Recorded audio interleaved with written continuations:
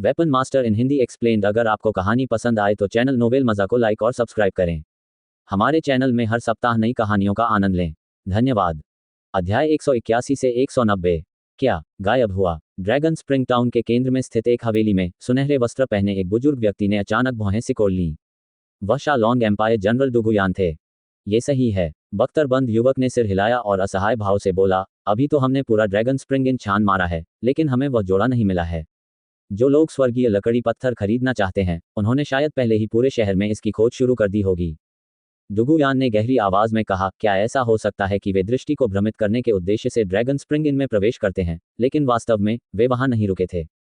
General, आपके अधीनस्थ ने पहले ही मालिक से पूछ लिया है। वह दंपति वास्तव में कल रात अपने बच्चे के साथ वहीं रहा था। युवक के चेहरे पर हैरानी के भाव थे। इसके अलावा, जब से वे दिव्य आयुध टॉवर से लौटे हैं, मालिक ने उन्हें जाते हुए नहीं देखा है।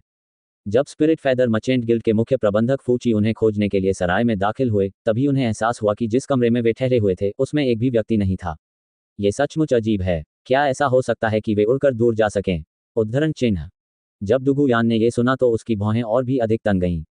अल्पविराम डॉट। वह सचमुच लापता हो गया। दिव्य आयुध भवन की तीसरी मंजिल पर नीले कपड़े पहने एक बुजुर्ग व्यक्ति अपनी बर्फ सी सफेद दाढ़ी को सहलाते हुए हंस रहा था। ऐसा लग रहा था कि वह बिल्कुल भी आश्चर्यचकित नहीं था। टॉवर लॉर्ड को पता था कि वे गायब हो जाएंगे। एक और आवाज गूंजी। इस बार यह मध्यम आयु का व्यक्ति था जिसने जुआघर से रत्न खरीदा था। इस समय उसका चेहरा आश्चर्य से भर गया। पब फ्यूचर द्वारा विज्ञापन। नीले कपड़े पहने बूढ़े आदमी ने हंसते हुए कहा, अगर यह बूढ़ा आदमी गलत नहीं है तो वह पति पत्नी ड्रैगन स्प्रिंग इन में रुके ही नहीं थे, है ना? नहीं, वे सचमुच वहीं रहते हैं। वे कल रात वहां थे। अधेड़ उम्र के आदमी ने अपना सिर हिलाया। नीले कपड़े पहने बूढ़ा आदमी एक क्षण तक शून्य भाव से देखता रहा। उसके हाथ भी रुक गए और उसकी दाढ़ी की कुछ लंटें लगभग उखड़ने लगीं। तार्किक रूप से कहें तो यह असंभव है। क्या ऐसा हो सकता है कि इस बूढ़े आदमी का पिछला अनुमान गलत था? ओपी ने पहले क्या सोचा था? अधेड़ उम्र के आदमी ने आश्चर्य से पूछा। मैंने शुरू में सोचा था कि वह मूर्ख बनने का नाटक कर रहा है और इसका उद्देश्य लोगों को उसे नीची नज़र से देखने पर मजबूर करना है। नीले कपड़े पहने बूढ़े व्यक्ति ने धीरे से कहा, परिणामस्वरूप जब उन्होंने कहा कि ड्रैगन स्प्रिंग इन के लोग स्वर्गीय लकड़ी पत्थर को खरीदने के लिए बोली लगा रहे थे, तो किसी को भी संदेह नहीं होगा। यहाँ तक कि पहले जो लोग उनका अनुसरण करते थे, वे भी उन्हें गंभीरता से नहीं लेते थे। ओपी का मतलब यह है कि उनका उन 3 हेवनली वुड रॉक्स को बेचने का कोई इरादा नहीं है। अधेड़ उम्र का आदमी दंग रह गया।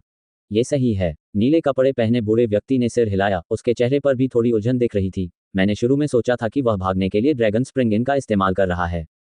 हालांकि चूंकि वह पहले ही ड्रैगन स्प्रिंग इन में रुका हुआ था, इसलिए इसका कोई मतलब नहीं था। यदि वह अपना असली स्थान बता दे तो इसका अर्थ होगा कि वह वास्तव में स्वर्गीय लकड़ी पत्थर को बेचना चाहता था। ऐसा लगता है कि जुआघर में उसने जो अज्ञानता दिखाई थी वह भी सच थी और वह कोई नाटक नहीं था। उद्धरण चिन्ह।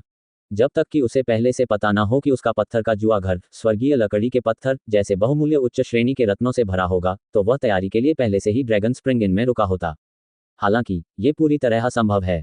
यहाँ तक कि स्टेज 9 मार्शल सेंट केवल इस तरह के पत्थर जुए में मेरी किस्मत की कोशिश कर सकते हैं। उद्धरण चिन्ह। पब फ्यूचर द्वारा विज्ञापन। ओपी, क्या कोई पहले अंदर घुसकर उन्हें ले जा सकता था? अधेड़ उम्र का आदमी पूछे बिना न रह सका। तार्किक रूप से कहा जाए तो यह मामला नहीं है। ड्रैगन स्प्रिंग टाउन में केवल कुछ ही विशेषज्ञ हैं और यह बूढ़ा आदमी उन सभी को जानता है। दिन के उजाले में यदि वे कोई कदम भी उठाते हैं तो वे अपनी क्षमताओं को उजागर कर देते हैं। नीले कपड़े पहने बूढ़े व्यक्ति ने झिझकते हुए कहा, क्या यह हो सकता है कि इस ड्रैगन स्प्रिंग टाउन में और भी अधिक शक्तिशाली लोग छिपे हों? उद्धरण चिन्ह डॉट डॉट डॉट उद्धरण चिन्ह। अल्पविराम डॉट। जुआघर में 3 स्काई वुड रॉक्स की उपस्थिति इस छोटे से ड्रैगन स्प्रिंग टाउन में हलचल मचाने के लिए पर्याप्त थी, लेकिन स्काई वुड रॉक्स वाले जोड़े के गायब होने के बाद ड्रैगन स्प्रिंग टाउन और भी अधिक अराजक हो गया। असंख्य योद्धा सभी दिशाओं में अपने निशानों की खोज में जुटे हुए थे। ड्रैगन स्प्रिंग टाउन के दक्षिण पूर्व स्थित प्रांगण में अत्यंत शांति थी। वे लोग अब तक उछलकूद कर रहे होंगे। कमरे में तांग हुआन हंसा और अपने चेहरे से दाढ़ी खींच ली। वह ड्रैगन स्प्रिंग इन वास्तव में एक वापसी का रास्ता था जिसे तांग हुआन ने पहले से तैयार किया था। कल रात को ही तांग हुआन और म्यूयान अपनी अलग अलग पहचान के साथ शराबखाने में दाखिल हुए और फिर चुपचाप बाहर निकल गए और अपने बदले हुए रूप का उपयोग करके फैंग मिंग को एक बार फिर शराबखाने में ले आए। दिव्य आयुध से ड्रैगन स्प्रिंग इन में लौटने के बाद उन दोनों ने तुरंत अपना रूप बदल लिया। तांग हुआन पूरी दाढ़ी वाला एक हट्टा कट्टा आदमी बन गया था, जबकि म्यूयान एक गर्भवती महिला बन गई थी जिसका पेट एक तारांकन जितना बड़ा था। ड्रैगन स्प्रिंग इन शहर के पश्चिमी भाग में स्थित था और जो लोग क्रिसेंट सिटी से आते थे वे पश्चिमी भाग से प्रवेश करते थे। इससे सराय में बहुत चहल पहल हो गई। मार्शल योद्धा सराय के अंदर बाहर आते जाते रहे, किसी ने भी तांग हुआन पर ध्यान नहीं दिया। मैं फिर कभी गर्भवती महिला की तरह व्यवहार नहीं करूंगी। म्यूयान ने अपनी पीठ मोड़ ली और तेजी से सूंघी। फिर उसने अपनी लाल पोशाक उठाई और फैंग मिंग को खोल दिया जो उसके पेट से बंधा हुआ था। जब वह फैंग मिंग को अपनी बाहों में लेकर मुड़ी तो उसका सुंदर चेहरा पहले से ही लाल हो चुका था। मुझे लगता है कि भविष्य में आपको ये भूमिका निभाने का मौका भी नहीं मिलेगा। क्या ऐसा है, फैंग मिंग? उद्धरण चिन्ह। तांग हुआन ने म्यूयान के हाथों से फैंग मिंग को प्राप्त किया और मुस्कुराते हुए छोटी लड़की के गुलाबी गालों पर थपकी दी। जब वह मधुशाला में तैयार हो रहा था तो फैंग मिंग को उसकी खामियों को उजागर करने से रोकने के लिए म्यूयान ने कुछ तरीकों का इस्तेमाल किया जिससे छोटी लड़की तुरंत सो गई। अब जाकर लड़की ने अंततः अपनी आंखें खोलीं। उसे अभी भी थोड़ा चक्कर आ रहा था। तांग हुआन द्वारा इस तरह चूमे जाने पर छोटी लड़की एक पल के लिए स्तब्ध रह गई। थोड़ी देर बाद वह जाग उठी। उसका छोटा सा मुंह चपटा हो गया था, मानो वह रोने वाली हो। मैंने पूरी सुबह कुछ नहीं खाया है, मुझे लगता है कि मैं बस भूखा हूँ। म्यूयान, फैंग मिंग की मां के रूप में क्या आप फैंग मिंग को कुछ दूध पिलाने की योजना नहीं बना रही हैं? तांग हुआन ने मजाक किया। अरे तुम्हारा सिर। म्यूयान के गाल थोड़े गर्म थे। कमरे से बाहर जाने से पहले उसने तांग हुआन और फैंग मिंग को गुस्से से देखा। छोटी लड़की म्यूयान के भयंकर रूप से बुरी तरह डर गई थी। उसने अपना छोटा सा मुंह बनाया और रोने से खुद को रोका, लेकिन उसकी आंखें आंसुओं से भरी थीं। तांग हुआन को पता था कि म्यूयान फैंग मिंग के लिए खाना तैयार करने गई होगी। वह थोड़ा मुस्कुराया और छोटी लड़की को बिस्तर पर लिटा दिया। जियो बुदियन, पहले फैंग मिंग को देखो। जियो बुदियन रेनबो स्पिरिट माउस के साथ बिस्तर पर खेल रहा था और यह सुनते ही वह तुरंत कूद गया और फैंग मिंग के सामने फिसल गया, बैठ गया और अपनी गहरी नीली आंखों की जोड़ी के साथ फैंग मिंग को घूरने लगा। इंद्रधनुषी आत्मा चूहा भी उसके पीछे पीछे आया और तेजी से शियाओ बुदियन की पीठ पर चढ़ गया। फैंग मिंग की शुद्ध आंखें घूम गईं और थोड़ी देर के बाद छोटी लड़की हंसी में फट गई और उसकी खिलखिलाहट और दो आध्यात्मिक जानवरों की चीखें जल्दी से एक हो गईं। फैंग मिंग, शियाओ बुदियन और रेनबो स्पिरिट माउस ने खेलना शुरू कर दिया, जबकि तांग हुआन ने पहले ही स्पिरिट सेवरिंग टोन का लकड़ी का डिब्बा खोल दिया था। अब अंततः सब कुछ तैयार था। PS, सभी के उत्तर बहुत भावुक हैं। आपका बहुत बहुत धन्यवाद। कल रात थ्रेड पढ़ने के बाद समय की कमी के कारण आप में से कई लोगों ने केवल इसे पसंद किया लेकिन जवाब नहीं दिया। कृपया मुझे माफ करें। पोस्ट पढ़ने के बाद उन्हें पता चला कि उनके अधिकांश दोस्तों ने भाला बनाने का प्रस्ताव रखा था। हाँ, लगभग 1 घंटे बाद आंगन के नीचे एक विशाल गुप्त कमरे में तांग हुआन पैर मोड़कर बैठ गया।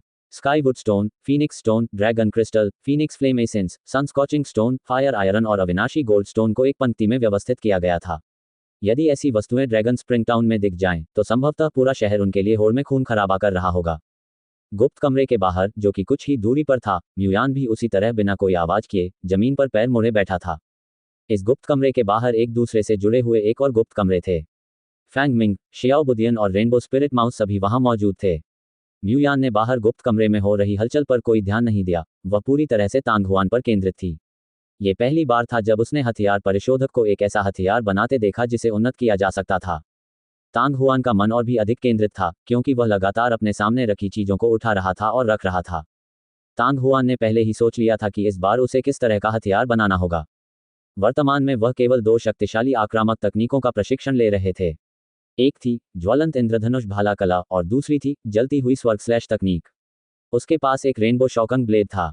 हालांकि वर्तमान स्थिति को देखते हुए इसे अपने साथ ले जाना उनके लिए उपयुक्त नहीं था, क्योंकि इसे उनकी पहचान आसानी से उजागर हो जाती। इसलिए जब वह ड्रैगन स्प्रिंग टाउन छोड़ेगा तो तांग हुआन रेनबो ब्लेड को पीछे छोड़ देगा।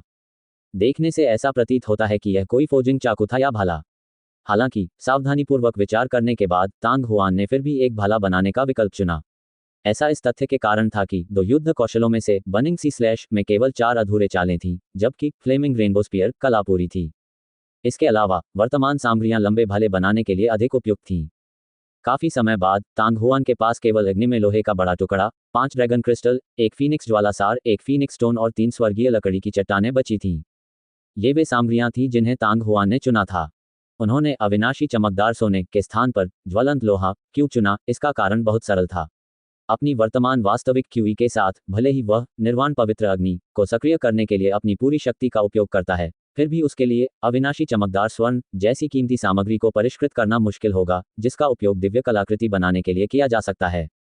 तांग हुआन के अनुमान के अनुसार मार्शल लॉर्ड के 8वें चरण तक आगे बढ़ने के बाद ही वह अविनाशी ब्रिलियंट गोल्डन का उपयोग करने में सक्षम होगा। नतीजतन तांग हुआन अभी केवल धधकती धातु का उपयोग कर सकता था, और इस तरह के हथियार जो लोहायस्क से जाली थे में एक निश्चित लचीलापन था, ये भाले बनाने के लिए एक बहुत ही उपयुक्त हथियार था। जहां तक भाले की बात है, जब तक इसे उसके सामान्य तापमान के 60% तक गर्म किया जाता है, यह अतुलनीय रूप से कठोर हो जाएगा। मुख्य सामग्री की पुष्टि होने के बाद ये रत्न था। 5 तत्वों में से लकड़ी से आग प्रज्वलित की जा सकती है, लेकिन इन 2 रत्नों का संयोजन सही होना चाहिए। तांग हुआन जिस हथियार को बनाना चाहता था वह अग्नि गुण वाला होना चाहिए था, ताकि आध्यात्मिक अग्नि की शक्ति को अधिकतम किया जा सके। इस प्रकार उन्होंने स्वाभाविक रूप से अग्नि गुण रत्न का उपयोग किया, जिसे फीनिक्स स्टोन के रूप में भी जाना जाता था, अपने मुख्य हथियार के रूप में। इस तरह स्वर्गीय लकड़ी पत्थर का प्रभाव निश्चित रूप से फीनिक्स स्टोन से अधिक मजबूत नहीं होगा, अन्यथा ये हंगामा पैदा करेगा और हथियार के प्रदर्शन को प्रभावित करेगा, लेकिन स्काई वुड स्टोन का प्रभाव बहुत कमजोर नहीं हो सकता। यह ऐसा था जैसे एक जलती हुई लौ में अचानक से लकड़ियों का एक बड़ा ढेर लग गया हो। इससे न केवल आग अधिक तीव्र नहीं होगी, बल्कि इससे ज्वाला बुझ भी सकती है, तथा यदि आग में केवल एक बहुत छोटी शाखा भी डाल दी जाए तो इससे आग की तीव्रता बढ़ाने में भी कोई मदद नहीं मिलेगी। इसलिए यह हथियार परिशोधक के निर्णय की एक बड़ी परीक्षा थी। तांग हुआन ने शुरू में सोचा था कि ये 2 स्वर्गीय लकड़ी के पत्थर एक फीनिक्स पत्थर के बराबर के लिए पर्याप्त थे, लेकिन करीब से निरीक्षण के एक पल के बाद उन्होंने पाया कि एक फीनिक्स पत्थर के लिए 3 स्वर्गीय लकड़ी के पत्थर की आवश्यकता थी। यद्यपि फीनिक्स स्टोन केवल एक मध्यम श्रेणी का रत्न था, जबकि हेवनली वुड स्टोन एक उच्च श्रेणी का रत्न था, तथापि फीनिक्स स्टोन की प्रभावशीलता हेवनली वुड स्टोन की तुलना में कहीं अधिक थी। मुयान, तुम्हें बाहर के छोटे बच्चों का ध्यान रखना चाहिए। तांग हुआन ने म्यूयान की ओर देखा। जब से तांग हुआन ने मार्शल लॉर्ड के 8वें चरण तक का स्तर बढ़ाने और उसे मुक्त करने का वादा किया था, तब से म्यूयान की मानसिकता में जबरदस्त बदलाव आया था। इससे पहले कठपुतली बन चुके म्यूयान को लगता था कि उसके पास जीने के लिए कुछ नहीं है। अगर उसे मौत के बाद अपमानित होने का डर नहीं होता तो उसने बहुत पहले ही आत्महत्या कर ली होती। लेकिन ये जानते हुए कि उसके पास अपनी स्वतंत्रता पुनः प्राप्त करने का अवसर है, उसके हृदय में मरने की इच्छा धीरे धीरे समाप्त हो गई। मरना आसान नहीं था, विशेषकर जब किसी की जीवन शक्ति पुनः प्रज्वलित हो जाती है तो उसके लिए मरने का इरादा करना आसान नहीं रह जाता। इस तरह के म्यूयान से उसके दिल में कई तरह की आशंकाएं पैदा हो जाती थीं। यदि यह अभी भी पहले वाली म्यूयान होती तो तांग हुआन निश्चित रूप से खुद को छिपाने और उसे जुआ खेलने के लिए दिव्यायुध टॉवर में लाने की हिम्मत नहीं करता। आखिरकार उस जगह पर अगर म्यूयान को उसके डेंटियन में आध्यात्मिक आग की बिल्कुल भी परवाह नहीं थी, जब तक कि वह जोर से अपनी पहचान प्रकट करता रहा उसके लिए बच निकलना असंभव होगा।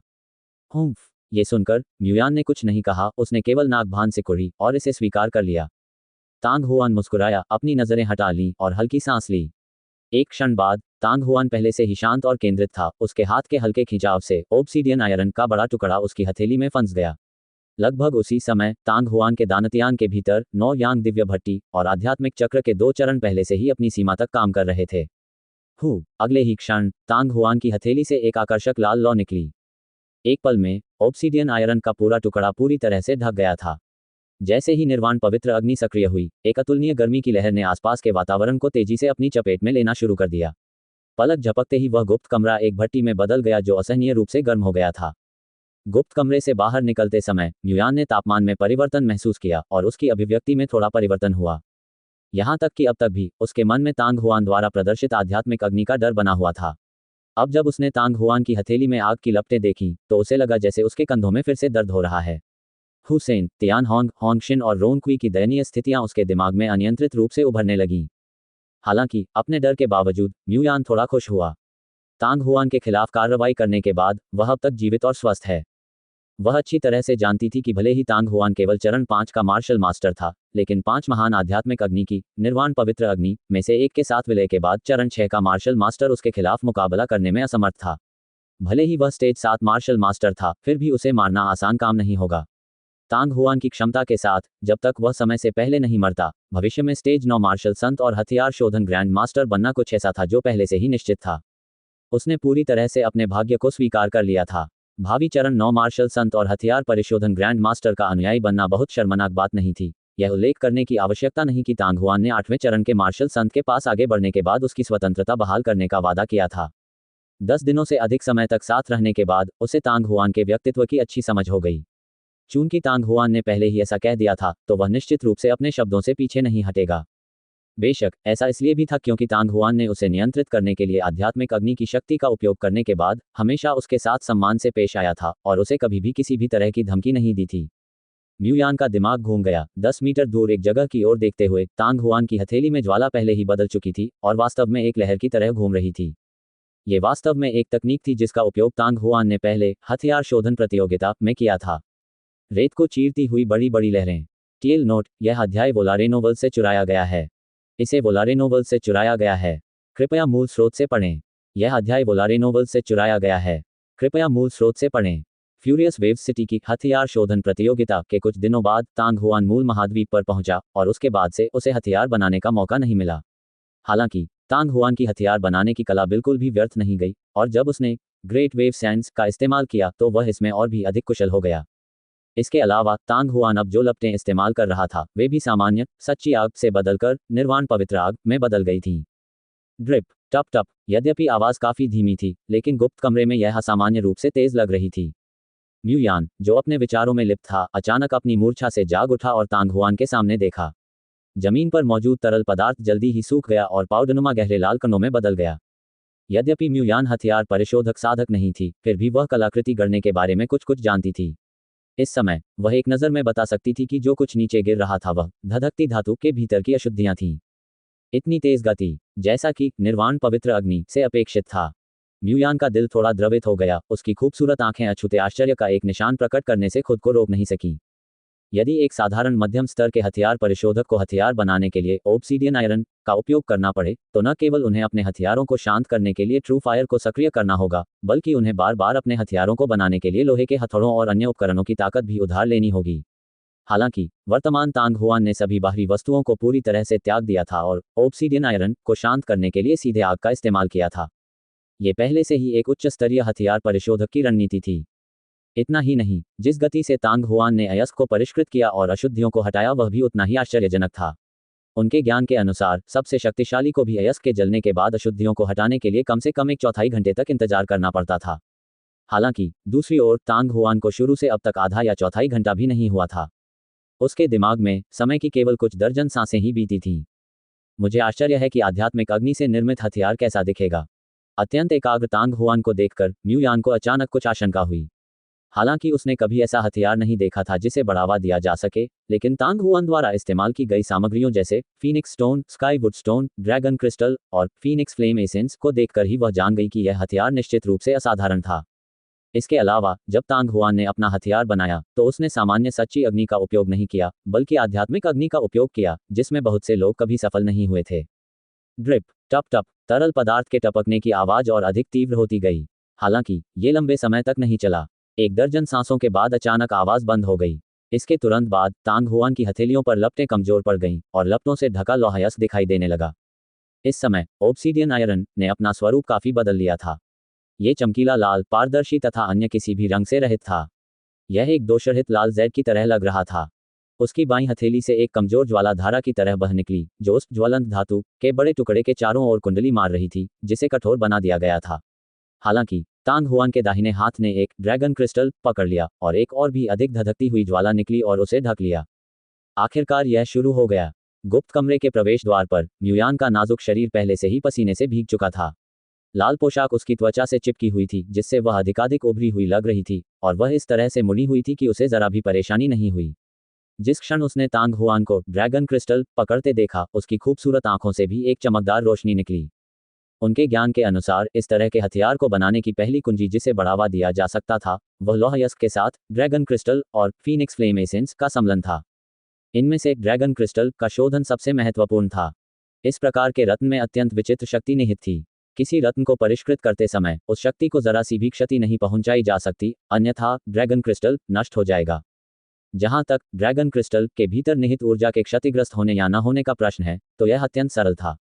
उसे बस ये देखना था कि मणि के अंदर का छोटा सुनहरा ड्रैगन गलाने की प्रक्रिया पूरी होने के बाद भी बरकरार है या नहीं। यदि स्वर्ण रत्न पूर्ण होते तो रत्नों की शक्ति को कोई हानि नहीं होती। दूसरी ओर उन्हें केवल रत्नों के बदले ही बदला जा सकता था। सुनहरे ड्रैगन की अखंडता को बनाए रखना सरल प्रतीत होता था, लेकिन ऐसा करना असाधारण रूप से कठिन था। ज्वालाओं और वास्तविक क्यूई के समन्वय की यह जोड़ी, साथ ही ज्वालाओं और वास्तविक क्यूई के नियंत्रण, सभी के लिए अत्यंत उच्च स्तर की आवश्यकताएं थीं। और यह भी इसी कारण से था कि यदि कोई व्यक्ति पर्याप्त सामग्रियां एकत्र भी कर लेता, तो भी वह किसी उच्च श्रेणी के हथियार परिशोधक को ऐसा हथियार बनाने के लिए आमंत्रित नहीं करता जिसे बढ़ावा दिया जा सके। इसके बजाय वे हथियार शोधन मास्टर को, या यहां तक कि हथियार शोधन ग्रैंड मास्टर को भी कदम उठाने के लिए आमंत्रित करेंगे, जिसे हथियार शोधन मास्टर और हथियार शोधन ग्रैंड मास्टर मूल रूप से अस्वीकार नहीं करेंगे। इस तरह के हथियार को बनाना हथियार शोधन ग्रैंड मास्टर के लिए एक बहुत बड़ा प्रलोभन था। आखिरकार इस तरह के हथियार का इस्तेमाल भविष्य में लगातार किया जा सकता है। मध्यम श्रेणी से लेकर उच्च श्रेणी तक, उच्च श्रेणी से लेकर स्वर्ग श्रेणी तक, तथा स्वर्ग श्रेणी से लेकर संत श्रेणी तक, ये दिव्य आयुध के अत्यंत निकट था। हथियार परिशोधन महागुरु के लिए दिव्य आयुध जैसे हथियार का निर्माण करना आसान नहीं था। तांग हुआन की दाहिनी हथेली में आग भड़क उठी।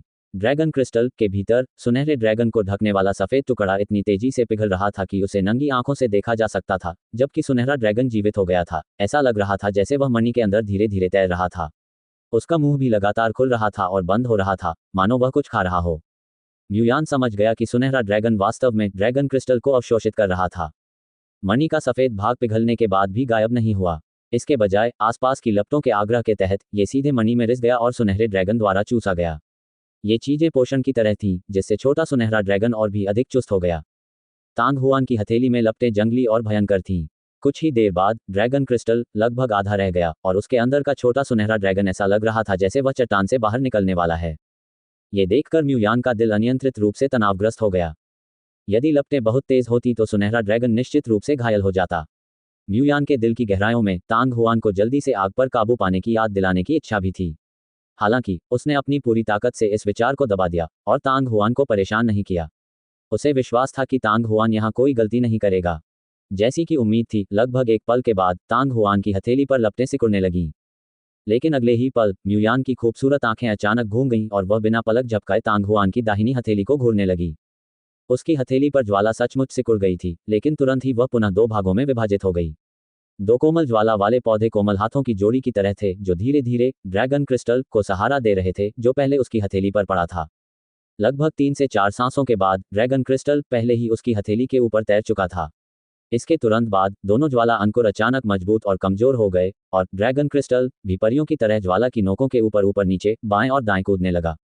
ट्विन ड्रैगन पल। म्यूयान के लाल होंठ थोड़े से खुले और वह अनजाने में खुद से कुछ बुदबुदाई। जैसे ही ये 4 नोट उसके मुंह से निकले, म्यूयान कांप उठा और जाग गया। इसके बाद उसका सुंदर चेहरा अनियंत्रित आश्चर्य से भर गया। अगर उसे सही से याद है तो इस तरह की कलाकृति फोजिंग तकनीक का उद्गम 100 साल पहले अत्यंत प्रसिद्ध हथियार शोधन ग्रैंड मास्टर ओजी था। ऐसा कहा जाता है कि इस तरह की शोधन तकनीक विशेष रूप से ड्रैगन क्रिस्टल जैसे रत्नों को परिष्कृत करने के लिए बनाई गई थी। जब जैमिनी बीट का जन्म हुआ तो ओजी, जो पहले से ही दुनिया भर में प्रसिद्ध थी, और भी अधिक प्रसिद्ध हो गई। यदि ये तथ्य न होता कि उस समय अभी भी एक और हथियार शोधन ग्रैंड मास्टर था जिसकी प्रसिद्धि और भी अधिक प्रमुख हो गई थी, तो ट्विन ड्रैगन थिएटर पल के साथ अकेले उसकी शोधन विधियां ओजी को दुनिया में नंबर 1 हथियार शोधन ग्रैंड मास्टर बनाने के लिए पर्याप्त होती।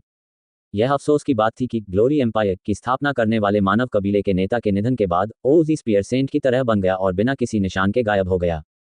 कई दशकों के बाद ओजी अब चुप नहीं रहा और उसने जो ट्विन ड्रैगन ऑर्ब बनाया था वह फिर कभी प्रकट नहीं हुआ। आज लोगों को ओशी के बारे में केवल यही पता था कि उसकी मृत्यु हो चुकी है। महाद्वीप पर अनगिनत लोगों को इस बात का बहुत अफसोस था कि ऐसी चमत्कारी कलाकृति गढ़ने की तकनीक उनसे छिन गई। लेकिन अब ड्रैगन के जुड़वां गोले वास्तव में तांग हुआन के हाथों में आ गए थे। सबसे पहले ये भाला संत की ज्वलंत इंद्रधनुष भाला कला थी और फिर यह हथियार शोधन ग्रैंड मास्टर की डुओ ड्रैगन डुओपल थी। इस व्यक्ति की वास्तविक पहचान क्या थी? ये चोंगशान के वंशज या शिष्य, या ओजी का वंशज या शिष्य, अथवा दोनों? तांग हुआन की उम्र को देखते हुए यह अधिक संभावना थी कि वह 2 लोगों का वंशज था, लेकिन एक संभावना यह भी थी कि तांग हुआन उनका शिष्य था। आखिरकार ये चोंगशान और ओशी जैसे विशेषज्ञ जो स्टेज 9 मार्शल सेंट की ताकत के चरम पर थे, बिना किसी समस्या के 100 साल तक जीवित रह सकते थे। गर्जन। कक्ष में एक ड्रैगन की धीमी दहाड़ गूंज उठी। म्यूयान अचानक अपनी मूर्छा से जाग उठा और ऊपर देखने लगा। उसने देखा कि तांग हुआन की दाहिनी हथेली की 2 ज्वालाओं पर एक छोटा सा ड्रैगन आराम से तैर रहा था और उसका छोटा शरीर विस्फोटक ढंग से चमकदार सुनहरा प्रकाश उत्सर्जित कर रहा था। इसने न केवल लोगों की आंखों को चकाचौंध कर दिया, बल्कि उन्हें एक अत्यंत रहस्यमय एहसास भी दिया। म्यूयान को तो यह भी महसूस हुआ कि वह छोटा सुनहरा ड्रैगन एक आध्यात्मिक वस्तु थी जिसमें जीवन था। तांग हुआन ने म्यूयान की तरह अपनी कल्पना को बेलगाम नहीं होने दिया। दोनों ज्वाला पौधे फुर्ती से हिलने लगे और ज्वाला की नोक पर तैरता हुआ सुनहरा ड्रैगन धीरे धीरे डूब गया। थोड़ी देर बाद वह आग की चपेट में आ गया। लौ तेजी से सिकुड़ गई। पलक झपकते ही वह मुट्ठी भर आग के गोले में बदल गया। आग के गोले के अंदर सुनहरा ड्रैगन अभी भी घूम रहा था। तांग हुआन की हरकतें बिल्कुल भी नहीं रुकी। उसकी दाहिनी हथेली की एक हरकत से उसकी हथेली में मौजूद आग का गोला पहले से ही धधकती धातु के उस टुकड़े पर दबा हुआ था जो अभी भी पूरी तरह से लाल था। उसकी हथेली धीरे धीरे नीचे धंस गई और छोटे से सोने के ड्रैगन के चारों ओर लिपटा आग का गोला धीरे धीरे लौहयस्क के साथ मिल गया। लगभग आधे पौने घंटे के बाद ही आग का गोला पूरी तरह से उसमें प्रवेश कर पाया। ये देखकर म्यूयान एक लंबी सांस लेने से खुद को रोक नहीं सका और उसके तनावग्रस्त दिल की धड़कनें भी चुपचाप शिथिल हो गईं। वास्तव में जब उसे पता चला कि तांग हुआन ने हथियार शोधन ग्रैंड मास्टर द्वारा बनाए गए ट्विन ड्रैगन ओप का उपयोग किया था, तो उसे शुरू से ही पता था कि इस चरण में तांग हुआन द्वारा गलती करने की संभावना बेहद कम थी। हालांकि उन्होंने कहा कि फोर्जिंग प्रक्रिया के दौरान कोई भी दुर्घटना घट सकती है। जब तक कि यह आखिरी क्षण न हो, कोई भी निश्चित रूप से नहीं कह सकता था। अब जबकि उसने सोने के ड्रैगन और लौहयस्क के सम्मिलन को व्यक्तिगत रूप से देख लिया था, वह अंततः निश्चिंत हो सकती थी। बेशक म्यूयान तांग हुआन की शोधन प्रक्रिया के बारे में चिंतित थी, इसलिए नहीं कि उसके मन में तांग हुआन के लिए कोई भावना थी, बल्कि इसलिए कि उसके अंदर एक मार्शल योद्धा की प्रवृत्ति थी। एक अच्छे हथियार का निर्माण होते देखना लगभग सभी मार्शल योद्धाओं के लिए अत्यंत रोमांचक बात थी। लेकिन जैसे ही उसने राहत की सांस ली, म्यूयान ने फिर से अपनी सांस रोकने के लिए ध्यान केंद्रित किया, क्योंकि तांग हुआन ने पहले ही दूसरा ड्रैगन क्रिस्टल पकड़ लिया था। सफलता के अपने पिछले अनुभव के साथ इस बार तांग हुआन के असफल होने की संभावना और भी कम थी। म्यूयान का मन भी काफी हद तक शांत हो गया, क्योंकि वह तांग हुआन के तरीकों की सराहना करने लगा। जितना अधिक वह पढ़ता, उतना ही अधिक म्यूयान आश्चर्य से हौंफने लगता। ये तांग हुआन वास्तव में जन्मजात हथियार परिशोधक है। अब वह पहले से ही यह निष्कर्ष निकाल सकती थी कि तांग हुआन ने ड्रैगन क्रिस्टल को परिष्कृत करने के लिए ट्विन ड्रैगन हंटिंग बीड्स की विधि का उपयोग आज ही शुरू किया था।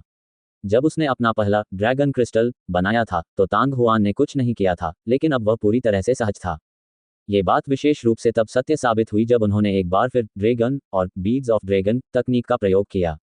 उसकी हथेली में दोनों ज्वाला पौधे जीवित हो उठे थे। यदि वह हथियार परिशोधक होता, तो भले ही वह ट्विन ड्रैगन ऑर्ब्स का कई बार अभ्यास करता, उसके लिए तांग हुआन के स्तर तक पहुंचना संभवतः असंभव होता। हालांकि इसे केवल 2 बार उपयोग करने के बाद वह पहले से ही इसकी गहराई को पूरी तरह से समझ चुका था, और टूल्स विधि के संदर्भ में इस व्यक्ति के पास जन्मजात समझ और प्रतिभा थी। यदि वह नहीं जानती कि वह उसके पिछले जन्म की तरह था, तो वह सोचती कि तांग हुआन अपने पिछले जन्म में एक प्रतिभाशाली हथियार शोधन ग्रैंड मास्टर था, और उसने अपनी मां के गर्भ में रहते हुए ही अपने पिछले जीवन के अनुभव विरासत में प्राप्त कर लिए थे। पिछले 10 या उससे अधिक वर्षों से उनके पास कोई अंतर्दृष्टि नहीं थी, लेकिन एक बार जब उनके पास अंतर्दृष्टि होती, तो वे तुरंत सभी को आश्चर्यचकित कर देते। समय एक शटल की तरह उड़ गया। गुप्त कमरे के अंदर गर्मी बढ़ रही थी। 2, 3, 5 क्रिस्टल। अनजाने में 5 ड्रैगन क्रिस्टल पिघल गए थे, और धधकते लोहे का विशाल टुकड़ा पहले से ही 5 छोटे सुनहरे ड्रैगन के साथ जुड़ गया था। अयस्क में प्रवेश करने के बाद वे घूमते रहे, लेकिन उनकी गति बहुत धीमी हो गई। ये फीनिक्स फ्लेम एसेंस का समय है। म्यूयान ने हल्की सांस छोड़ी और उसकी खूबसूरत आंखें तांग हुआन की दाहिनी हथेली को घूरने लगीं। अगले ही पल, जैसी कि उम्मीद थी, तांग हुआन ने फीनिक्स फ्लेम एसेंस का एक टुकड़ा पकड़ लिया। ये देखकर म्यूयान का दिल अचानक धड़क उठा, मानो कोई आवाज चिल्ला रही हो। वह फीनिक्स फ्लेम एसेंस ऐसी चीज थी जिसे पाने के लिए मैंने अपनी जान जोखिम में डाल दी थी। एक पल में जब म्यूयान ने तांग हुआन की ओर देखा, तो उसके चेहरे पर अचानक दांत पीसने का भाव आ गया। लेकिन थोड़ी देर बाद म्यूयान ने अपने दिल से नाराजगी को बाहर निकाल दिया और तांग हुआन की दाहिनी हथेली को घूरने लगा। एक क्षण बाद म्यूयान की काली पुतलियों में तेज और भयंकर लपटों का एक गोला दिखाई दिया, जो अनियंत्रित रूप से हिल रहा था। फीनिक्स फ्लेम एसेंस को गलाना ड्रैगन क्रिस्टल की तुलना में बहुत सरल था। इस प्रक्रिया का केवल एक ही महत्वपूर्ण हिस्सा था, और वह थी भीषण आग। लपटें जितनी भयंकर होंगी, फीनिक्स फ्लेम एसेंस उतनी ही तेजी से पिघलेगा। जब तांग हुआन ने पवित्र निर्वाण अग्नि को सक्रिय किया, तो ज्वाला के भीतर निहित ऊष्मा की तुलना सामान्य सच्ची अग्नि से कैसे की जा सकती है। इस प्रकार पलक झपकते ही म्यूयान को एहसास हुआ कि कमरे का तापमान, जो पहले से ही बेहद गर्म था, एक बार फिर बढ़ गया था। एक पल के लिए तो उसे, जो स्टेज 6 की मार्शल मास्टर थी, भी इसे सहन करना मुश्किल हो गया। हालांकि दिलचस्प क्षण आने वाला था। म्यूयान अब कैसे छोड़ना सहन कर सकता था, इसलिए उसने गर्मी को सहन किया और देखना जारी रखा। थोड़ी देर बाद धधकती लौ के भीतर लिपटा फीनिक्स फ्लेम एसेंस अधिक से अधिक गोल हो गया। गोलाबारी के प्रभाव से फीनिक्स फ्लेम एसेंस की सतह थोड़ी सी हिल गई। इसका मतलब यह था कि फीनिक्स फ्लेम एसेंस पिघलना शुरू हो गया था। म्यूयान की चौकस निगाह के तहत फीनिक्स ज्वालासार का पिघलना उस गति से जारी रहा जिसे नंगी आंखों से देखा जा सकता था। कुछ दर्जन सांसों के अंतराल में फीनिक्स फ्लेम एसेंस पहले से ही तरल की एक गेंद में परिवर्तित हो गया था, जो भयंकर लपटों के बंधनों के नीचे बिखर नहीं रहा था। ड्रैकोनिक फीनिक्स और मिराज ऑफ द क्राई, ये प्रकट होने वाला है। म्यूयान की खूबसूरत आंखें थोड़ी हिल गईं, जैसे ही उसने खुद से कहा। उसका खूबसूरत चेहरा, जो अनियंत्रित रूप से लाल हो गया था, उसमें प्रत्याशा का एक स्पर्श प्रकट हुआ। लेखक का नोट, इतने लंबे समय तक लिखने के बाद इस हथियार के लिए मैंने इसे विस्तार से लिखा है। बहुत जल्द हथियार तैयार हो जाएगा। अंत में सभी लोग इतने आश्चर्यचकित थे कि उन्होंने पहले ही 5200 मासिक टिकटें पार कर ली थीं। छोटे मित्रों, कृपया यहीं मत रुकें। हु अपनी दाहिनी हथेली को घुमाते ही आग में लिपटी तरल गेंद धधकती धातु से टकराए। इसके तुरंत बाद पिघला हुआ फीनिक्स फ्लेम एसेंस आश्चर्यजनक गति से लौहयस्क के साथ पूरी तरह से जुड़ गया और फैलता रहा। 3 से 4 सांसों के बाद बिखरा हुआ फीनिक्स ज्वालासार एक ज्वलंत फीनिक्स में परिवर्तित हो गया। क्लैंग, तेज और भयंकर गर्मी के कारण फीनिक्स भी थोड़ा कांप उठा। म्यूयान के दृष्टिकोण से ऐसा लग रहा था जैसे फीनिक्स अपने पंख फैलाकर उड़ने वाला था। लगभग उसी समय फीनिक्स पक्षी से चीख निकली। वह यहाँ है। म्यूयान ने अपने होठों को हल्के से काटा और उसकी खूबसूरत आंखें चौड़ी हो गईं। गर्जन। जिस क्षण फैंगमिंग की आवाज गिरी, एक जोरदार और स्पष्ट ड्रैगन की चीख तुरंत गूंज उठी और अगले ही पल चारों ओर घूम रहे 5 छोटे सुनहरे ड्रैगन आकर्षित हुए और वे सभी एक ही समय में फीनिक्स के करीब चले गए। इतना ही नहीं, 5 सुनहरे ड्रैगन एक दूसरे के करीब भी आ रहे थे। जब वह फीनिक्स के सिर के पास पहुंचा तो वह पहले ही एक हो चुका था तथा एक छोटे सुनहरे ड्रैगन में बदल गया था जो फीनिक्स के लगभग बराबर आकार का था।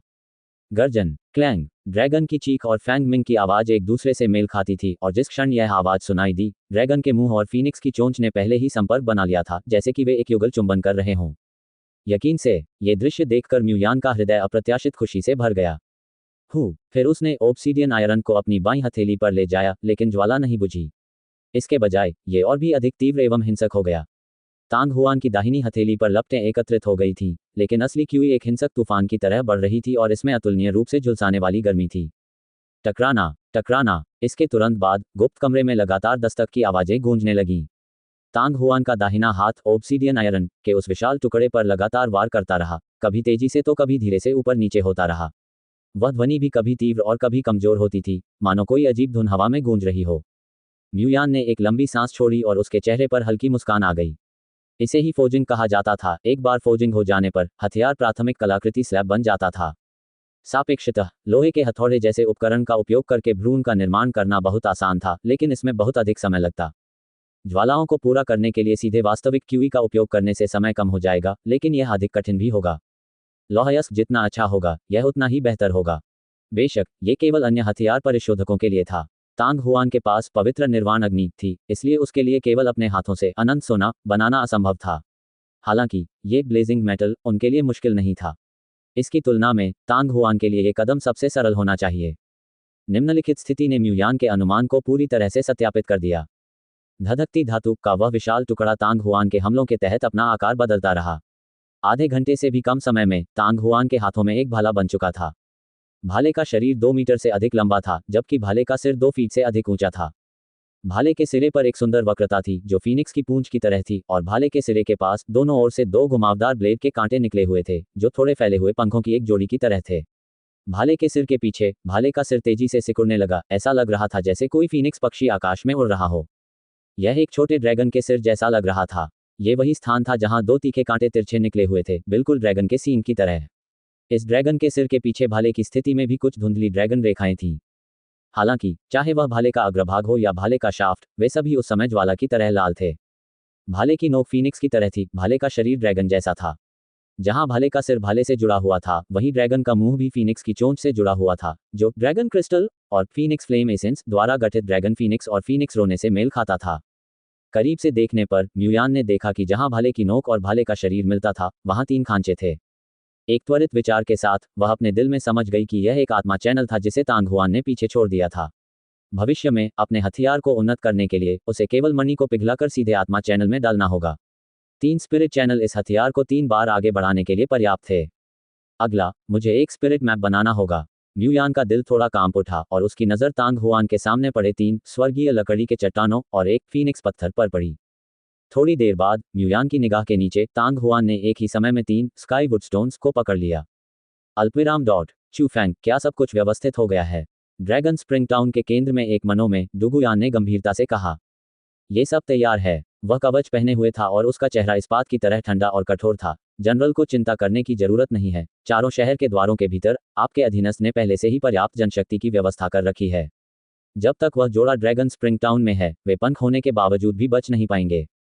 वे अभी भी शहर में ही होंगे। डुगुयान ने हल्की सी नाक भान से कुड़ी। यह अफसोस की बात है कि यह ड्रैगन स्प्रिंग टाउन 3 राज्यों द्वारा शासित है। यदि ऐसा नहीं होता तो ये बूढ़ा आदमी पूरे शहर की तलाशी के लिए सेना भेज सकता था। हालांकि अभी हम यही कर सकते हैं। कच्चे पत्थरों के इस नए बैच की खातिर ये बूढ़ा आदमी पहले से ही कुछ दिनों के लिए ड्रैगन स्प्रिंग टाउन में रह चुका है और मैं अब और देरी नहीं कर सकता। थोड़ी देर में ये बूढ़ा आदमी ड्रैगन स्प्रिंग टाउन को छोड़ देगा और तांग हुआन को रोकने और मारने के लिए क्रिसेंट सिटी की ओर जाएगा। यह अधीनस्थ समझता है, चाहे कुछ भी हो, यह अधीनस्थ उन 3 स्वर्गीय लकड़ी की चट्टानों को प्राप्त करेगा। चू फैंग ने धीमी आवाज में कहा। बहुत अच्छा, इस बूढ़े आदमी ने पहले से ही हथियार बनाने के लिए आवश्यक सभी सामग्रियां एकत्र कर ली हैं। मुझे केवल स्वर्गीय लकड़ी के पत्थरों के 2 टुकड़े कम पड़ गए हैं। चू फैंग, गुप्त रूप से शहर की खोज जारी रखें, आराम मत करो। उद्धरण चिन्ह। जी श्रीमान। उद्धरण चिन्ह डॉट डॉट डॉट उद्धरण चिन्ह। क्या तुम्हें अभी तक नहीं मिला? स्पिरिट फेदर जेम्स टो के पीछे वाले प्रांगण में सफेद वस्त्र पहने एक अधेड़ उम्र का आदमी थोड़ा सा भौहें सिकुड़े हुए खड़ा था। नहीं, उसके सामने बैठे अधेड़ उम्र के व्यक्ति ने अपना सिर हिलाया। हालांकि हमें ड्रैगन स्प्रिंग इन में 2 संदिग्ध दिखने वाले लोग मिले। ओह, सफेद वस्त्र पहने मध्यम आयु वर्ग का व्यक्ति थोड़ा आश्चर्यचकित हुआ। अधेड़ उम्र का आदमी हंसा। वे 2 लोग, एक पुरुष और एक महिला थे। वे लोग ड्रैगन स्प्रिंग इन में भी ठहरे थे, जहां वे कल रात लगातार ठहरे थे। हालांकि कमरे में प्रवेश करने के बाद वे कभी कमरे से बाहर नहीं निकले। आज तक केवल यही स्थिति है कि जब पति पत्नी ड्रैगन स्प्रिंग इन में वापस लौटे तो वे एक के बाद एक चले गए और फिर कभी दिखाई नहीं दिए। आपका क्या मतलब है? क्या आपको संदेह है कि उन्होंने उस जोड़े को पकड़ लिया है? सफेद कपड़े पहने अधेड़ उम्र के आदमी ने भौहें सिकोड़ी। नहीं नहीं, अधेड़ उम्र के व्यक्ति ने अपना सिर हिलाया और हंसते हुए कहा, क्या आपको यह मामला बहुत अजीब नहीं लगता? कौन इतने लंबे समय तक सराय में रहेगा कि वह कभी वापस नहीं आएगा, और यह भी नहीं कि उनमें से एक गर्भवती है। ये कहना बिल्कुल सही नहीं होगा कि वे कभी नहीं आए। दंपति के दिव्य आर्मामेंट रेस्तरां से सराय में लौटने के कुछ समय बाद ही अन्य 2 लोग वहां से चले गए और उसके कुछ समय बाद ही पति पत्नी की जोड़ी भी गायब पाई गई। क्या ये बहुत बड़ा संयोग नहीं है? आपको संदेह है कि पुरुष और महिला पति पत्नी की तरह कपड़े पहने हुए थे। सफेद वस्त्र पहने मध्यम आयु वर्ग के व्यक्ति को होश आया। लेकिन उस दंपति के बच्चे कहाँ गए? इतना छोटा बच्चा, अगर आप उसे अपने कपड़ों के नीचे छिपा लें और थोड़ा ढक दें, जब तक कि बच्चा रोए या शोर न मचाए, तो उसे कौन खोज पाएगा? अधेड़ उम्र का आदमी हंसा। अच्छा ऐसा है। अधेड़ उम्र के व्यक्ति के चेहरे पर अचानक उत्तेजना छा गई और उसने कहा, शहर में गर्भवती महिला की खोज के लिए लोगों को भेजो। हो गया। आंगन के नीचे गुप्त कमरे में म्यूयान को अपनी भावनाओं को नियंत्रित करना मुश्किल हो रहा था और वह वास्तव में एक छोटी लड़की की तरह खुशी से उछल पड़ी। इस समय वह पूरी तरह से भूल गई थी कि वह तांग हुआन द्वारा नियंत्रित अनुयायी बन गई थी। कुछ ही दूरी पर तांग हुआन ने भी राहत की सांस ली। इस समय तांग हुआन की हथेलियों में लपटें पहले ही पूरी तरह से वापस ले ली गई थीं। उसके हाथ में मौजूद लंबे भाले में एक बार फिर विचित्र परिवर्तन आ गया था। पूरा लंबा भाला बहती रोशनी और जीवंत रंगों से भरा हुआ था। एक नज़र में कोई भी स्पष्ट रूप से उसमें से निकलती हुई प्रबल आत्मा को महसूस कर सकता था। फीनिक्स के आकार का भाला एकदम साफ था और ऐसा लग रहा था जैसे इसे लाल जैद से तराशकर बनाया गया हो। जब फीनिक्स ज्वाला सार की शक्ति को भाले की नोक पर केंद्रित किया गया, तो भाले के सिरे का अंदरूनी भाग ऐसा दिखाई देने लगा जैसे कि उसमें एक छोटा फीनिक्स हो। फीनिक्स की रूपरेखा बनाने के बाद फीनिक्स जीवंत हो गया और अधिक जीवंत हो गया। 2 मीटर से अधिक लंबे भाले के स्थान पर एक सुनहरा ड्रैगन भी दिखाई दे रहा था जो अपने विषदंतों को बाहर निकाले हुए था और अपने पंजे लहरा रहा था। ऐसा प्रतीत होता है कि ड्रैगन का सिर फीनिक्स भाले की नोक से जुड़ा हुआ था, जबकि ड्रैगन का शरीर भाले के भीतर छिपा हुआ था। यदि भाले को इस तरीके से गढ़ा जाए तो उसे अन्य तड़का लगाने वाली वस्तुओं से ठंडा करने की आवश्यकता नहीं होगी। इसके लिए बस इतना करना होगा कि भाले के प्राकृतिक रूप से ठंडा होने का इंतजार किया जाए। शमन की कोई आवश्यकता नहीं थी। आत्मा मानचित्र की रूपरेखा तैयार करना अंतिम चरण था। तांग हुआन के लिए यह वास्तव में वह कदम था जिसने उसके ध्यान और ऊर्जा को सबसे अधिक खत्म कर दिया था। अपने भाले की नोक पर फीनिक्स स्टोन का इस्तेमाल किया, जबकि तीनों स्काईवुड रॉक्स का इस्तेमाल भाले के शरीर पर किया गया था। दोनों रत्नों के प्रभावी होने के लिए न केवल दोनों रत्नों से बने स्पिरिट मैप को एक दूसरे से पूरी तरह से जुड़ना होगा, बल्कि लंबे भाले के भीतर मौजूद ड्रैगन क्रिस्टल और फीनिक्स फ्लेम एसेंस को भी पूर्ण सामंजस्य की स्थिति में पहुंचना होगा। सबसे अधिक परेशानी वाली बात यह थी कि भाले के मुख्य भाग और भाले के अग्रभाग का आकार अभी भी अलग अलग था। तांग हुआन ने इस कदम पर जितना समय खर्च किया, वह वास्तव में पिछले कुछ कदमों के योग से भी अधिक था। सौभाग्यवश अंततः वह सफल हो गया। अभी अभी गड़े गए भाले को देखकर तांग हुआन अपने चेहरे पर खुशी और उत्साह को छिपा नहीं सका। उसके विचार की एक हल्की सी हलचल से आध्यात्मिक अग्नि की शक्ति से युक्त वास्तविक क्यूई भाले के शरीर में प्रवेश कर गई। बस एक क्षण के बाद भाले का शरीर कांप उठा और ड्रैगन और फीनिक्स के एक दूसरे से टकराने की आवाज सुनाई देने लगी। तभी भाले के भीतर का आत्मा मानचित्र उत्तेजित हो गया और एक दीप्तिमान हरा प्रकाश तेजी से हवा में ऊपर उठा, जो ज्वार की तरह बाहर की ओर फैल गया। ये भी इसी क्षण था कि हरी रोशनी वास्तव में तीव्र गति से संघनित हुई और फिर ड्रैगन के मुंह से बाहर निकल गई। लेकिन एक बार जब अत्यंत केंद्रित हरी रोशनी उस बिंदु से गुजरी जहां भाले का सिर और भाले का शरीर मिलते थे, तो वह प्रज्वलित हो गई और एक अतुलनीय रूप से भव्य लाल रोशनी में बदल गई, जो भाले के सिर के चारों ओर घूम रही थी, जैसे कि वह असली थी। लगभग उसी क्षण लाल प्रकाश फट गया और आग जैसे लाल भाले के सिरे से अतुलनीय रूप से तीव्र ऊष्मा निकली। जहां भी वह जाता, आसपास का स्थान तरंगित और विकृत होने लगता और फिर पटाखे की तरह भाले के सिर के चारों ओर चटकने की आवाजों की एक श्रृंखला फूट पड़ती। इस गुप्त कमरे के बाहर म्यूयान की खूबसूरत आंखें चौड़ी हो गईं और वह ठंडी हवा में सांस लेने से खुद को रोक नहीं सकी। हालांकि जिस बात ने म्यूयान को सबसे अधिक आश्चर्यचकित किया वह ऐसी असामान्यता नहीं थी, बल्कि वह जलती हुई गर्मी थी जो भाले की नोक से फूट रही थी, साथ ही अतुलनीय रूप से तेज और भयंकर इरादा था। इस समय उसे वास्तव में अपनी आत्मा की गहराई से एक कंपन महसूस हुआ, मानो उसका पूरा शरीर छेद दिया जाएगा, मानो वह जलकर राख हो जाएगी। वे इतनी लंबी दूरी से अलग हो गए थे और तांग हुआन ने केवल लापरवाही से इसे सक्रिय किया था। भाला पहले से ही ऐसी भयानक शक्ति को उजागर करने में सक्षम था। अगर तांग हुआन ने इसे अपनी पूरी ताकत से इस्तेमाल किया तो किस तरह की स्थिति होगी? सबसे अधिक संभावना यह है कि प्रतिद्वंद्वी लड़ाई से पहले ही डर जाएगा। अच्छा भाला, तांग हुआन खुद को बेफिक्र होकर हंसने से नहीं रोक सका और उसने तुरंत अपनी असली क्यूई वापस ले ली। उसका भाला तेज रोशनी से चमक रहा था, लेकिन भाले की नोक अभी भी तेज गर्मी से जल रही थी और कम नहीं हो रही थी। तांग हुआन अपने भाले से बहुत संतुष्ट था। तांग हुआन, इस भाले का नाम क्या है? म्यूयान को होश आया और वह अपने सीने में छिपे डर को दबाते हुए हल्की सांस लेने से खुद को रोक नहीं सका। चलो इसे ड्रैगन और फीनिक्स भाला कहते हैं, तांग हुआन ने मुस्कुराते हुए कहा। ड्रैगन और फीनिक्स भाला, चाहे मार्शल योद्धा किसी भी साधना में हों, जब वे एक अच्छा हथियार देखते थे तो वे सभी कमोबेश प्रभावित होते थे। म्यूयान, जिसने व्यक्तिगत रूप से ड्रैगन और फीनिक्स लांस के जन्म की पूरी प्रक्रिया देखी थी, वह और भी अधिक उत्साहित था। म्यूयान की राय में हालांकि तांग हुआन का ये ड्रैगन और फीनिक्स लांस केवल एक मध्यम रैंक वाला हथियार था, शक्ति के मामले में ये निश्चित रूप से एक उच्च रैंक वाले हथियार की तुलना में हो सकता था।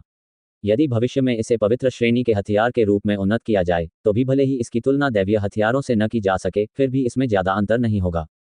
यदि उसके पास उन्नत स्तर के समान हथियार हो तो अभी भी 5 ड्रैगन क्रिस्टल और काफी फीनिक्स फ्लेम एसेंस बचे हैं। यदि आपके पास उपयुक्त रत्न और लौहयस्क हैं तो मैं इस तरह का हथियार बनाने में आपकी मदद कर सकता हूं।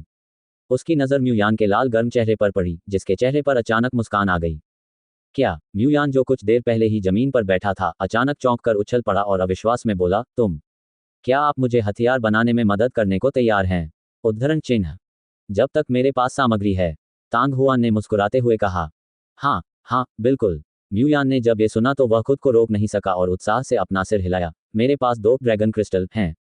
जब मैंने सुना कि स्टार ओशन कॉमर्स ने फीनिक्स फ्लेम एसेंस की खोज की है तो मैंने पहले से ही अन्य रत्न तैयार कर लिए हैं। जो कुछ बचा है वह है फीनिक्स फ्लेम एसेंस और ड्रैगन क्रिस्टल। अंत में म्यूयान थोड़ा हिचकिचाया। चाहे वह फीनिक्स फ्लेम एसेंस हो या ड्रैगन क्रिस्टल, वे दोनों अतुलनीय रूप से कीमती थे। आपको फीनिक्स फ्लेम एसेंस और ड्रैगन क्रिस्टल के बारे में चिंता करने की जरूरत नहीं है। सामग्री ले आओ, मैं आज रात एक उन्नत हथियार बनाने में तुम्हारी मदद करूंगा, तांग हुआन ने मुस्कुराते हुए कहा। हथियार परिशोधक के लिए हथियार बनाने से प्राप्त उपलब्धि की भावना को शब्दों में वर्णित नहीं किया जा सकता। हथियार जितना बेहतर होता था, उपलब्धि की भावना उतनी ही तीव्र होती थी। उदाहरण के लिए, जब इस ड्रैगन और फीनिक्स लांस को सफलतापूर्वक जाली बनाया गया था तो तांग हुआन ने ऐसा किया था। यदि उसने पहले से ही बड़ी मात्रा में असली क्यूई और उसकी शक्ति का उपयोग नहीं किया होता, इसके अलावा उसके पास पर्याप्त सामग्री भी नहीं होती, तो तांग हुआन ने तुरंत एक दूसरा हथियार बनाना शुरू कर दिया होता। अब चूंकि म्यूयान के पास सामग्री थी, इसलिए तांग हुआन स्वाभाविक रूप से इसे अस्वीकार नहीं करेगा। पहला, यह उनके अपने कौशल को निखारने के लिए था और दूसरा, उन्हें इसमें शामिल करने के लिए था। ठीक है, म्यूयान ने चुपके से राहत की सांस ली और मुस्कुराते हुए कहा, तांग हुआन, ड्रैगन और फीनिक्स भाला पूरा हो गया है। क्या अब आप बाहर जाकर आराम करना चाहेंगे या मुझे पहले थोड़ा आराम करना चाहिए? जाने से पहले अपनी वास्तविक क्यूई पुनः प्राप्त कर लो। बगल के दूसरे कमरे में सायोनिक वृक्ष का लकड़ी का बक्सा पहले ही खोला जा चुका था और अंदर की सारी चीजें बाहर डाल दी गई थीं। मेरा फैंग मिंग लकड़ी के बक्से के पास बैठ गया और अपने अंडों की रक्षा करने वाली एक छोटी मुर्गी की तरह वह लगातार जियाओ बुदियन से फीनिक्स स्टोन और फीनिक्स पंख को अपनी ओर खींच रहा था। कुछ ही देर बाद वह जियाओ बुदियन के सामने खाली हो गया। जियो बुदियन इतना चिंतित था कि उसने अपने कान और गाल खुजाए और फैंग मिंग के शरीर के चारों ओर घूमता रहा। कई बार ऐसा हुआ जब उसने फैंग मिंग के पैर से फीनिक्स स्टोन या फीनिक्स पंख को पकड़ने की कोशिश में अपने छोटे पंजे फैलाए थे, लेकिन फैंग मिंग के कोमल सफेद हाथों ने उन्हें तुरंत वापस थप्पड़ मार दिया था। यद्यपि वह थोड़ी बड़ी थी, फिर भी उसकी प्रतिक्रिया बिल्कुल भी धीमी नहीं थी। जी, ये देखकर कि जियो बुदियन चूक गया था, इंद्रधनुषी आत्मा चूहा कुछ बार जोर से चिल्लाया और फिर अचानक जमीन पर लौटने लगा, मानो हंसते हुए लोटपोट हो रहा हो। शियाओ बुदियन नीचे बैठ गया और अपना सिर झुका लिया, मानो वह हतोत्साहित हो गया हो। सभी मेरा, ये देखकर फैंग मिंग ने अपनी बड़ी काली आंखें सिकोड़ ली और आत्मसंतुष्ट होकर हंसा, फिर एक फीनिक्स पंख पकड़ा, उसे साफ किया और अपने मुंह में रखा और स्वाद के साथ टीएस चूसना शुरू कर दिया। लेकिन 2 सांसों में चूसने के बाद फैंग मिंग का छोटा शरीर पहले से ही अनजाने में कठोर हो गया था और घबराहट की एक झलक उसकी 2 काली आंखों की गहराई से गुजरी। जियो बुदियन, फैंग मिंग, छोटे बदमाश, तुम क्या कर रहे हो? 2 गुप्त कमरों के दरवाजे चुपचाप खुल गए और तांग हुआन और म्यूयान बड़े कदमों से चले आए।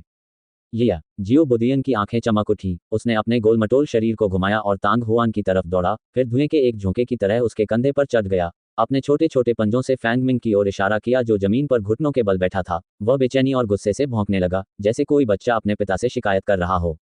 जी रेनबो स्पिरिट माउस भी म्यूयान के कंधे पर चढ़ गया और तब तक हंसता रहा जब तक वह गिर नहीं गया।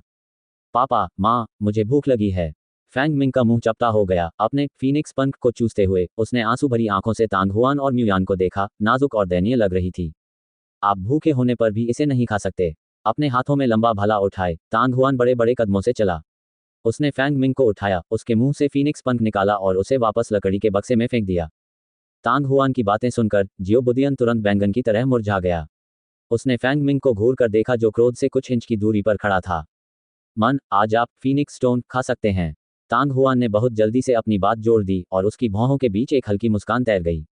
या जियो बुदियन एक पल के लिए अचंभित रह गया, फिर जैसे कि उसे चिकन के खून का इंजेक्शन दिया गया हो, वह खुशी से चिल्लाया और तांग हुआन के कंधे से कूद गया।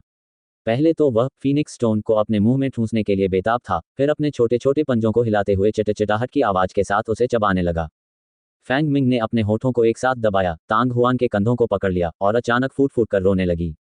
अल्पविराम डॉट। वे सीढ़ियों से कुछ मीटर ऊपर चले गए और मोटे पत्थर के फर्श को हटा दिया। निकास द्वार पहले से ही खुला था और वह म्यूयान के शयन कक्ष के ठीक अंदर था। खिड़की से आ रही रोशनी काफी मंद थी, जिससे पता चल रहा था कि शाम हो चुकी है। तांग हुआन पहले बाहर आया, उसके एक हाथ में फैंग मिंग और दूसरे हाथ में ड्रैगन और फीनिक्स भाला था। म्यूयान भी उसके ठीक पीछे था। ये सही नहीं है, कोई मेरे कमरे में आया। म्यूयान ने लकड़ी का बक्सा नीचे रखा और अपनी खूबसूरत आंखों से एक नज़र डालने के बाद उसका खूबसूरत रंग बदल गया और वह धीमी आवाज में बोली, ओह। तांग हुआन का दिल धड़क उठा, किसी ने हमें इतनी जल्दी यहाँ पा लिया। जब तक वे ऐसा करते थे कुछ भी निशान पीछे छोड़ जाता था, जैसे कि उसका और म्यूयान का अपना भेष बदलने का मामला। परिणामस्वरूप तांग हुआन इस स्थान को पाने के लिए काफी समय से मानसिक रूप से तैयार था। उसने शुरू में सोचा था कि उन लोगों के इस स्थान पर आने में कम से कम एक दिन लगेगा और उस समय तक वह और म्यूयान बहुत पहले ही ड्रैगन स्प्रिंग टाउन छोड़ चुके होंगे। हालांकि उन्हें उम्मीद नहीं थी कि वे इतनी जल्दी आ जाएंगे।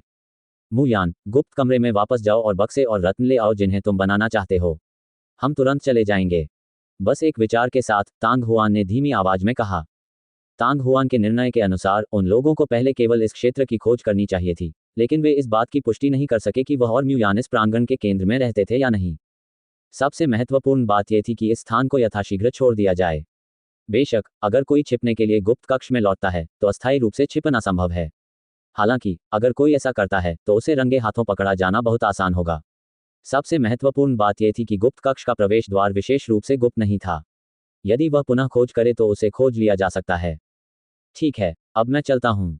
म्यूयान ने बिना किसी हिचकिचाहट के गुप्त कमरे की ओर दौड़ लगा दी। फैंग मिंग को ऐसा लग रहा था कि स्थिति गंभीर है। उसने अपने होठों को भींच लिया। ऐसा लग रहा था कि वह रोना चाहती थी, लेकिन हिम्मत नहीं जुटा पा रही थी। इस बीच जियाओ बुदियन तांग हुआन के शरीर से फिसल गया। जब तांग हुआन ने कपड़े का थैला बांधना समाप्त किया तो शियाओ बुदियन पहले ही अंदर घुस गया था और एक गेंद की तरह सिकुड़ गया था। इसी समय म्यूयान अपने साथ लाया हुआ लकड़ी का बक्सा लेकर अपने कमरे में लौटा। थोड़ी देर में वे दोनों तैयार हो गए। फैंग मिंग को उसकी पीठ पर लाद कर ले जाया गया, जबकि तांग हुआन को मॉर्टल स्पिरिट ट्री वाले बॉक्स वाले बड़े पैकेज से बांधा गया था।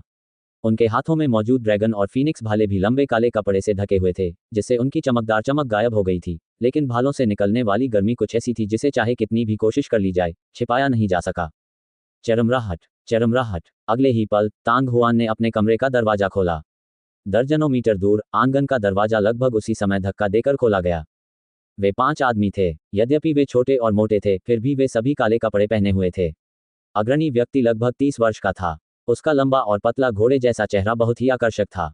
इस समय न केवल तांग हुआन और वह, बल्कि प्रवेश द्वार पर खड़े 5 आदमी भी दंग रह गए। आपके लोग कौन हैं? मेरे घर में घुसने की तुम्हारी हिम्मत कैसे हुई? उद्धरण चिन्ह।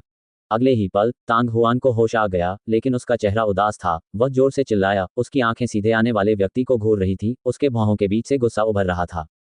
गलतफहमी, हम गलत जगह पर चले आए हैं। हम अब बाहर जा रहे हैं। घोड़े जैसे चेहरे वाला वह आदमी आश्चर्यचकित हो गया और अजीब तरह से हंसने लगा। जैसे ही वह मुड़कर जाने वाला था, उसे कुछ याद आया और अचानक उसने पूछा, भाई, क्या तुम पति पत्नी बाहर जा रहे हो? जैसे ही वह बोल रहा था, उसकी दोनों निगाहें तेजी से म्यूयान की ओर चली गईं, जो तांग हुआन के पीछे खड़ा था। ये सही है। तांग हुआन ने ठंडी सांस ली और तेजी से आगे बढ़ गया। अंधेरा होने को है और आप अभी भी इतने छोटे बच्चे को बाहर ला रहे हैं। घोड़े के चेहरे वाला आदमी तांग हुआन का स्वागत करते हुए प्रसन्नतापूर्वक मुस्कुराया। उसके पीछे के 4 लोग भी उसी समय आगे बढ़े। हमारे सर के युवा स्वामी जो 2 साल के भी नहीं हैं, उन्हें आज अपराधियों ने रोक लिया है और हम यहाँ इसलिए आए हैं ताकि युवा स्वामी की तलाश कर सकें। आक्रमण करना। इससे पहले कि वह अपनी बात पूरी कर पाता, घोड़े जैसे चेहरे वाला आदमी अचानक चिल्लाया और उसकी कमर पर बंधी लंबी तलवार म्यान से बाहर आ गई। भनभनाना। हालांकि लगभग उसी क्षण जब घोड़े जैसे चेहरे वाले आदमी के आखिरी 2 स्वर बजे, पूरे प्रांगण में एक कानफोड़ू कंपन गूंज उठा। तांग हुआन को कपड़े का आवरण हटाने का मौका भी नहीं मिला जब ड्रैगन और फीनिक्स लांस घोड़े के चेहरे वाले आदमी की ओर टूट पड़े। भाले की नोक से एक प्रचंड गर्मी निकली और देखते ही देखते काला कपड़ा जलने लगा। सीटी की आवाज हवा में गूंज रही थी और लंबे भाले से निकलने वाली गर्मी झरने की तरह नीचे गिर रही थी, जिससे उसके आसपास का स्थान लगातार तरंगित हो रहा था। घोड़े जैसे चेहरे वाले आदमी का हाव भाव बदल गया। उसने यह उम्मीद नहीं की थी कि तांग हुआन उसके साथ ही हमला करेगा, और यह भी नहीं सोचा था कि दूसरे पक्ष की गति उससे भी अधिक होगी। जैसे ही उसने अपनी तलवार म्यान से बाहर निकाली, दूसरे पक्ष का लंबा भाला सीधा नीचे आ गिरा। विशेषकर भाले के भीतर की भयानक गर्मी ने उसके दिल की धड़कन बढ़ा दी। इस बिंदु पर उसके पास सोचने का समय नहीं था और उसने तुरंत अपने शरीर पर वास्तविक क्यूई को सक्रिय कर दिया। इसके तुरंत बाद घोड़े के चेहरे वाले व्यक्ति ने पीछे हटने के लिए अपना शरीर झुकाया और उसके हाथ में मौजूद काली लंबी कृपाण एक अद्वितीय तेज काली रोशनी में बदल गई जो आकाश की ओर बढ़ गई। एक क्षण में उन दोनों के बीच एक बड़ी काली लकीर उभर आई, मानो वह उस क्षेत्र में बची हुई सारी रोशनी को निगल जाना चाहती हो। एक क्षण में ही एक बहुत बड़ी टक्कर की आवाज सुनाई देने लगी, जिसके बाद कई तरह की चटक आवाजें आने लगीं। उस एक वार से घोड़े जैसे चेहरे वाले आदमी के हाथ में मौजूद लंबी तलवार इंच इंच करके टूट गई। लंबा भाला बिजली की तरह तेजी से नीचे गिरा और उसके बाएं कंधे पर जा लगा। घोड़े जैसे चेहरे वाले उस आदमी को सांस लेने का भी समय नहीं मिला और वह जमीन पर गिर पड़ा। उसमें कोई हलचल नहीं थी और उसका शरीर पूरी तरह से मुड़ गया था तथा विकृत हो गया था। कप्तान। काले कपड़े पहने अन्य 4 व्यक्ति सदमे में चिल्लाने से खुद को नहीं रोक सके। दोपहर में स्पिरिट फेदर मर्चेंट गिल्ड की गतिविधियों को ड्रैगन स्प्रिंग टाउन की अन्य सेनाओं से छिपाया नहीं जा सका। जब स्पिरिट फेदर मर्चेंट गिल्ड को यह स्थान मिला तो अन्य मार्शल योद्धा भी वहां आ गए। शालोंग साम्राज्य के कुछ सैनिकों को भी भेजा गया था। 5 लोगों के एक समूह ने पूरे क्षेत्र की तलाशी ली। कुछ समय पहले इस प्रांगण की खोज स्पिरिट फेदर मर्चेंट गिल्ड के मार्शल योद्धाओं द्वारा की गई थी। उन्होंने सोचा कि यहाँ कोई नहीं रहता, इसलिए उन्होंने अंदर आने का निर्णय किया और देखा कि क्या उन्हें कोई अन्य सुराग मिल सकता है। हालांकि अप्रत्याशित बात यह थी कि जैसे ही उन्होंने गेट खोला, उनकी मुलाकात इस जगह के मालिक से हुई। जब उन्होंने महिला की पीठ पर छोटे बच्चे को देखा, विशेषकर जिस प्रकार उसने कपड़े पहने थे, तो उन्हें तुरंत संदेह हुआ। परिणामस्वरूप जब उन्होंने अपने कप्तान की हरकतें देखीं, तो वे समझ गए और अपनी तैयारी कर ली। जब उनके कप्तान ने आदेश दिया तो सभी ने अपनी तलवारें निकाल लीं। हालांकि उन्होंने कभी उम्मीद नहीं की थी कि उनका प्रतिद्वंद्वी इतना भयानक होगा। इससे पहले कि वे तलवार निकाल पाते, उनके नेता का सिर काटकर उनकी हत्या कर दी गई। नेता एक मार्शल मास्टर है जो 5वें चरण के शिखर पर है। यहां तक कि 5वें चरण के शिखर के मार्शल मास्टर भी एक ही वार में मारे गए थे, उनकी तो बात ही छोड़िए। पीछे हटना। कुछ देर के सदमे के बाद उनके दिलों की गहराइयों से केवल एक ही चीज उभरी, वह था छिपा न जा सकने वाला डर, और वे लगभग एक साथ ही पीछे की ओर चले गए। हालांकि अगले ही पल उनके शरीर अकड़ गए और उनके अंग सुन्न हो गए। निराशा अनियंत्रित रूप से उनकी आत्मा की गहराई से उभरी। उसकी पुतलियों के भीतर आग जैसी लाल भाले की नोक और करीब आ गई थी। वास्तव में यह उन पर पूरी तरह से लॉक हो गया था। एक क्षण के लिए ऐसा लगा मानो वे सोने, लोहे, घोड़ों, तलवारों और खून के युद्ध क्षेत्र में लौट आए हों। एक अत्यंत भयावह हत्या का भय उन पर छा गया और उनके पूरे शरीर को ढक लिया, जिससे उन्हें ऐसा महसूस हुआ मानो उनके शरीर किसी बर्फीली गुफा में गिर रहे हों। उन चारों के दिल बर्फ की तरह ठंडे थे। उन्हें ऐसा लग रहा था जैसे कि एक सुंदर अग्नि में फीनिक्स उनकी आंखों के सामने से गुजर रहा हो। इसके बाद वे पूरी तरह से बेहोश हो गए। बस हल्की चीख के साथ तांग हुआन ने अपना भाला वापस खींच लिया। उसके सामने खड़े 4 काले कपड़े पहने व्यक्ति लगभग एक ही समय में जमीन पर गिर पड़े। उनमें से प्रत्येक की छाती पर एक काला छेद था। जिस क्षण ज्वलंत इंद्रधनुष भाला कला का उपयोग किया गया, वे चारों तुरंत मर गए। वही विधि जो अब ड्रैगन और फीनिक्स स्पीयर द्वारा उजागर हुई है, उस समय से बहुत भिन्न थी जब वह फीनिक्स स्पिरिट मार्शल मीटिंग में था। चल दर। हालांकि तांग हुआन न केवल बिल्कुल खुश नहीं था, बल्कि उसकी अभिव्यक्ति गंभीर हो गई थी। म्यूयान की ओर हाथ हिलाते हुए वह बिना किसी हिचकिचाहट के आंगन से बाहर निकल गया। यद्यपि जो 5 लोग अंदर घुस आए थे, उन सभी को काबू कर लिया गया था, फिर भी अभी हुए शोरगुल ने पास के मार्शल योद्धाओं का ध्यान आकर्षित कर लिया था। तांग हुआन को दूर से भी चीखें सुनाई दे रही थीं। उन्हें ये स्थान यथाशीघ्र छोड़ना था, अन्यथा उन पर निश्चित रूप से भारी घेराबंदी हो जाती। फुट विज। सड़क पर बहती रोशनी की तरह 2 आकृतियां तेजी से चल रही थीं। ड्रैगन स्प्रिंग टाउन के दक्षिण पूर्वी भाग में कई बड़े और छोटे आंगन थे। इलाका खुला था और सड़कें टेढ़ी मेढ़ी थीं, इसलिए उसके छिपने के लिए कोई उपयुक्त जगह नहीं थी। इसके अलावा तांग हुआन के हाथों में ड्रैगन और फीनिक्स लांस धीरे धीरे मंद होते रात के आकाश के नीचे एक प्रकाश स्तंभ की तरह रास्ता दिखा रहे थे।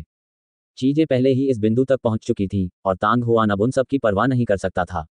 उसके पास पहले से ही इस ड्रैगन और फीनिक्स लांस के लिए एक और भाला म्यान की तलाश करने के लिए पर्याप्त समय नहीं था। भाई भागो मत, हम आपके महामहिम के सनशाइन किंग के अधीन सैनिक हैं। हमारा कोई बुरा इरादा नहीं है, हम केवल राजा सनशाइन के लिए स्वर्गीय लकड़ी पत्थर खरीदने के लिए आपकी तलाश कर रहे हैं। राजा के अधीन सेनापति तांग हुआन का मन थोड़ा हिला, लेकिन उसके कदम बिल्कुल भी नहीं रुके। चून की रिफ्लेक्टिंग किंग को स्वर्गीय लकड़ी पत्थर की आवश्यकता थी, इसलिए यदि वह अब भी उसके पास होता तो इससे कोई फर्क नहीं पड़ता कि वह उसे बेचता या नहीं। लेकिन चून की शर्त से प्राप्त 3 स्वर्गीय लकड़ी के पत्थर का उपयोग हथियार बनाने के लिए किया गया था, इसलिए वह और कुछ कैसे बेच सकता था। हालांकि ये शब्द उन्हें समझाए नहीं जा सके। यदि लोगों को पता चल गया कि उसने स्वर्गीय लकड़ी के पत्थर का उपयोग किया है और उसे एक उन्नत हथियार में बदल दिया है, तो आसपास के मार्शल योद्धा शायद स्वर्गीय लकड़ी के पत्थर के पीछे नहीं होंगे, बल्कि ड्रैगन और फीनिक्स भाले के पीछे होंगे। उन्नत हथियारों के आकर्षण की तुलना कुछ स्वर्गीय लकड़ी के पत्थरों से कैसे की जा सकती है। भाई कृपया एक क्षण रुको, हम खलनायक नहीं हैं, इसलिए कृपया गलतफहमी न पालें। पीछे से कर्कश आवाज फिर आई। हा, वहां, उन्हें रोको। उसी समय सामने से जंगली हंसी की आवाज आई और 10 से अधिक आकृतियां अचानक सड़क के दोराहे से निकलकर उत्साह से तांग हुआन की ओर झपट पड़ी। ध्यान से, तांग हुआन ने बिना सिर घुमाए कहा। न केवल उसकी गति धीमी नहीं हुई, बल्कि वह और भी तेजी से दौड़ने लगा। एक छलांग में वह कई मीटर दूर पहुंच गया। दोनों पक्षों के बीच की दूरी तेजी से कम हो गई। बेटे, तुमने हमारे जनरल डुगू को भी धोखा देने की हिम्मत की है। आप जीने से थक गए होंगे। समूह में सबसे आगे लाल कपड़े पहने लगभग 35 या 36 वर्ष का एक व्यक्ति था। वह लंबा और मजबूत था और उसका चेहरा भी बेहद भयंकर लग रहा था। उसने अपना बड़ा मुंह खोला और भयंकर रूप से दहाड़ने लगा, जिससे वह और भी अधिक शैतानी लगने लगा। मारना, तांग हुआन ने जोरदार चिल्लाया। उसके हाथों में मौजूद ड्रैगन और फीनिक्स के भाले कांपने लगे और भाले के भीतर से एक अतुलनीय चमकदार चमक फूट पड़ी। आध्यात्मिक अग्नि की शक्ति के सक्रिय होने पर जैसे ही लंबे भाले ने शून्य को भेदा, वह भयावह ऊष्मा तरंग भी उफनती हुई ज्वार की तरह सभी दिशाओं में घूमने लगी। आप मौत को दावत दे रहे हैं। हम। लाल कपड़े पहने आदमी शैतानी ढंग से मुस्कुराया। उसकी आंखें आश्चर्य से चमक उठी, परंतु उसके हाथ बिल्कुल भी धीमे नहीं हुए। रक्तलाल भाला एक अजगर की तरह था जो अपने बिल से बाहर निकल आया था और मारने के लिए आगे बढ़ते हुए भाले की रोशनी का प्रभामंडल बना रहा था। जैसे ही भाला बाहर फेंका गया, लाशों का पहाड़ और खून का समुद्र ज्वालामुखी की तरह फट पड़ा। उस विशालकाय व्यक्ति के शरीर से एक भयावह आभा फूट पड़ी, जो ठोस होकर ऐसी चीज बन गई कि दिल की धड़कनें बढ़ गईं। हालांकि कुछ मीटर की दूरी पर तांग हुआन की अभिव्यक्ति नहीं बदली, उसकी हरकतें अप्रभावित थीं। बुरी आभा ड्रैगन और फीनिक्स भाले की भयंकर गर्जना से धुल गई, इससे पहले कि वह तांग हुआन के पास भी पहुंच सके, मानो वह कभी दिखाई ही ना पड़ी हो। डिंग, उंगली हिलाने पर धातु के टकराने की तेज आवाज पूरी दुनिया में गूंज उठी। लाल कपड़े पहने व्यक्ति आश्चर्य से चिल्लाने से खुद को रोक नहीं सका और उसके हाथ में पकड़ा हुआ लंबा भाला तुरंत उड़ गया। पलक झपकते ही वह अनजाने में कुछ कदम पीछे हट गया, लेकिन तांग हुआन के कदम तेज थे। ड्रैगन और फीनिक्स लांस एक छाया की तरह उसका पीछा कर रहे थे और भाले की छाया की परतों के बीच एक लाल रोशनी फूट पड़ी। ऐसा लग रहा था मानो आग के कण तेजी से एक दूसरे से जुड़कर मैदान में आग का रूप ले रहे हों। ये है। लाल कपड़े पहने आदमी के चेहरे पर तीखी मुस्कान पहले ही पूरी तरह से गायब हो चुकी थी और उसके चेहरे पर अविश्वसनीय आश्चर्य और घबराहट दिखाई दे रही थी। हालांकि इससे पहले कि वह बोलना समाप्त कर पाता, उसकी आवाज अचानक बंद हो गई और उसका लंबा और मांसल शरीर प्रचंड आग की चपेट में आकर पूरी तरह नष्ट हो गया। एक क्षण के बाद शक्ति की हुई नष्ट हो गई और तांग हुआन के हाथ में मौजूद ड्रैगन और फीनिक्स लांस ने लाल कपड़े पहने आदमी की छाती को छेद दिया। ये दृश्य देखकर लाल कपड़े वाले व्यक्ति के साथ आए 10 आदमी भी दंग रह गए। उनके चेहरे भय से भरे हुए थे। भाले पर सफलतापूर्वक प्रहार करने के बाद भी तांग हुआन नहीं रुका। अपने हाथ की एक लहर से भाले की नोक पर स्थित शरीर उसके प्रतिद्वंद्वी की ओर टूट पड़ा। बढ़ती गर्मी के कारण लाल कपड़े पहने उस बड़े आदमी का रूप बहुत बदल गया। यहां तक कि उसके कपड़ों पर भी आग की लपटें उठने लगीं। उसके भयानक रूप को देखकर सभी के दिल फट गए और वे सब एक ओर हट गए। तांग हुआन उनसे उलझना नहीं चाहता था और इसलिए वह तुरंत म्यूयान को पार कर गया जो उनका पीछा कर रहा था। जब तांग हुआन और म्यूयान 20 से 30 मीटर तक दौड़े, तब उनमें से 10 को आखिरकार होश आया। जमीन पर लाल कपड़े पहने उस आदमी को देखकर, जो एक ज्वलंत आदमी में बदल गया था, उनकी आंखें भय से भर गईं। हे भगवान, वह आदमी कौन है? इस समय पीछा कर रहे महान तांग साम्राज्य के सैनिकों के समूह ने भी अवचेतन रूप से अपने कदम रोक दिए और सभी ने सदमे में ठंडी हवा की सांस ली। मैं सामने वाले व्यक्ति को जानता हूं। वह शालोंग साम्राज्य का एक 100 जनरल है जिसे टोंगबा कहा जाता है। स्टेज 6 के मार्शल मास्टर को वास्तव में उस आदमी ने सिर्फ एक भाले के वार से इतनी आसानी से मार डाला था। वह आदमी स्टेज 7 मार्शल मास्टर नहीं हो सकता है ना? इसके अलावा टोंगबा की लाश को देखते हुए वह एक हथियार परिशोधक होना चाहिए। सौभाग्य से हमने उसे रोका नहीं, अन्यथा उसकी भी वही हालत होती जो टोंगबा की हुई थी। उद्धरण चिन्ह। बड़े भाई, क्या हमें उनका पीछा करना चाहिए या नहीं? लेकिन हमें उससे लड़ना नहीं चाहिए। हम केवल स्वर्गीय लकड़ी पत्थर खरीदना चाहते हैं, वह इसे बेचने के लिए तैयार नहीं है और मांग पर दबाव भी नहीं डाल सकता। हम केवल शालोंग साम्राज्य के लोगों को ही दोषी ठहरा सकते हैं। यदि यह उनके कुकर्मों के कारण नहीं होता तो वे ऐसी स्थिति में कैसे पहुंच पाते? उद्धरण चिन्ह। उद्धरण चिन्ह डॉट डॉट डॉट उद्धरण चिन्ह अल्पविराम डॉट। वे दो लोग, उन्हें रोको, उन्हें रोको। जनरल टोंगबा मारा गया है, उसे भागने मत दो। उद्धरण चिन्ह डॉट डॉट डॉट उद्धरण चिन्ह। शालोंग साम्राज्य के ये लोग क्या कर रहे हैं? ये तो केवल 3 स्वर्गीय लकड़ी के पत्थर हैं, क्या वास्तव में ऐसा करने की आवश्यकता है? अरे, हम इस जोड़े को सिर्फ ये देखने के लिए खोजने आए थे कि क्या हम स्वर्गीय लकड़ी का पत्थर खरीद सकते हैं। लेकिन अब ऐसा लगता है कि हम स्वर्गीय लकड़ी के पत्थर के लिए लड़ रहे हैं। उद्धरण चिन्ह। वह आदमी सचमुच कुछ खास है। यदि वह बेचना नहीं चाहता तो ऐसा ही हो। क्यों भाग रहे हो? अगर वह भागता नहीं तो पकड़ा जाता। हर कोई हमारे जितना कानून का पालन करने वाला नहीं है। उद्धरण चिन्ह। उद्धरण चिन्ह डॉट डॉट डॉट उद्धरण चिन्ह। अरे यार, उसे फिर से बाहर निकाल दिया गया। वह साधना के किस स्तर पर है? यदि 200 सेनापति भी हाथ मिला लें तो भी वे उसे रोक नहीं सकेंगे। उद्धरण चिन्ह। वह बच नहीं पाएगा। लॉर्ड थाउजेंड जनरल्स को निश्चित रूप से यह समाचार मिल चुका है और वे शीघ्र ही वहां पहुंचेंगे। उद्धरण चिन्ह डॉट डॉट डॉट उद्धरण चिन्ह। ड्रैगन स्प्रिंग टाउन का दक्षिण पूर्वी भाग अधिकाधिक जीवंत हो गया। यद्यपि उन्हें रोकने की कोशिश करने वाले मार्शल योद्धाओं के अधिकांश सैनिक शालोंग साम्राज्य के सैनिक थे, फिर भी कुछ मार्शल योद्धा ऐसे भी थे जिन्होंने संकट के समय में मछली पकड़ने की कोशिश की थी। मात्र 1000 मीटर की दूरी में तांग हुआन और म्यूयान को कम से कम 10 बार अवरोधन के प्रयासों का सामना करना पड़ा। तांग हुआन पीछे नहीं हटा। रास्ते में उसने लगभग 20 योद्धाओं को मार डाला था जो उसके भले के कारण मारे गए थे। इनमें 4 स्टेज 6 मार्शल मास्टर भी थे। तांग हुआन और म्यूयान तेजी से उड़ते हुए ऊपर नीचे उछले। अनजाने में ही शहर की दीवारें उनकी नज़र में आ गईं। चाहे वह पूर्वी द्वार हो या दक्षिणी द्वार, वहां बड़ी संख्या में मार्शल योद्धाओं का जमावड़ा अवश्य होता था। उत्तरी और पश्चिमी द्वार बहुत दूर थे और उन्हें सीधे शहर की दीवार पर चढ़ना पड़ा। वे वहां से शहर छोड़ना चाहते हैं। उसके पीछे पीछे चीखें उठती और गिरती रहीं। हालांकि वहां केवल 2 लोग थे, लेकिन उन दोनों के शरीर एक मोटी दीवार की तरह थे जिससे लोगों पर भारी दबाव पड़ रहा था। उनकी सारी ताकत निश्चित रूप से शालोंग साम्राज्य के 100 जनरलों से ऊपर थी। यदि आप शहर छोड़ना चाहते हैं तो कोई बात नहीं, अपनी बंदूकें पीछे छोड़ दो। एक लंबा और दुबला पतला आदमी जो 30 साल का लग रहा था, भयावह ढंग से हंसने लगा। उसकी बाज जैसी ठंडी निगाहें तांग हुआन के हाथों में मौजूद ड्रैगन और फीनिक्स लांस पर घूमी और फिर अनियंत्रित रूप से अपने होठों को चाटने के लिए अपनी जीभ बाहर निकाली। उसकी आंखों में जलन दिख रही थी, मानो वह कोई भूखा भेड़िया हो जो खून की गंध सूंघ रहा हो। चूंकि तुम भला चाहते हो तो सुंदरता मेरी है। उसके बगल में खड़ा हरा वस्त्र पहने लंबा और मजबूत युवक भी जोर से हंसने लगा। जहां तक स्वर्गीय लकड़ी पत्थर का सवाल है, इसे कौन चाहता है? अगर मुझे सही से याद है तो तुम कुंवारी थी, लेकिन अब तुम इतनी भूखी हो कि तुम्हें खाने की परवाह नहीं है। क्या आप एक युवा विवाहित महिला चाहते हैं जो विवाहित हो और उसके बच्चे भी हों? लंबे और दुबले आदमी ने भयावह तरीके से मजाक उड़ाया। हरे वस्त्र पहने युवक हंसा। तुम यह नहीं जानते, लेकिन कुंवारियों में केवल कुंवारियों की ही गंध होती है। युवा महिलाओं में युवा महिलाओं का आकर्षण होता है। तुमने कभी किसी औरत का हाथ भी नहीं छुआ। अगर मैं तुम्हें बता भी दूं तो भी तुम नहीं समझोगे। जब मैं पर्याप्त खा लूं तो आप भी आनंद ले सकते हैं। भागो। उद्धरण चिन्ह डॉट डॉट डॉट उद्धरण चिन्ह। वह इतनी क्रोधित हुई कि उसका सुंदर चेहरा लाल हो गया। उसने अपने दांत भींच लिए और उसकी हथेली में लाल रोशनी चमकने लगी। हालांकि जैसे ही वह आगे बढ़ने वाली थी, अचानक एक मच्छर जैसी आवाज उसके कानों में पड़ी, अपना सामान उठाओ और पहले यहां से चले जाओ। छोटे भूत, पीछे रहो और रास्ता दिखाओ, मैं तब तक तुम्हें पकड़ लूंगा।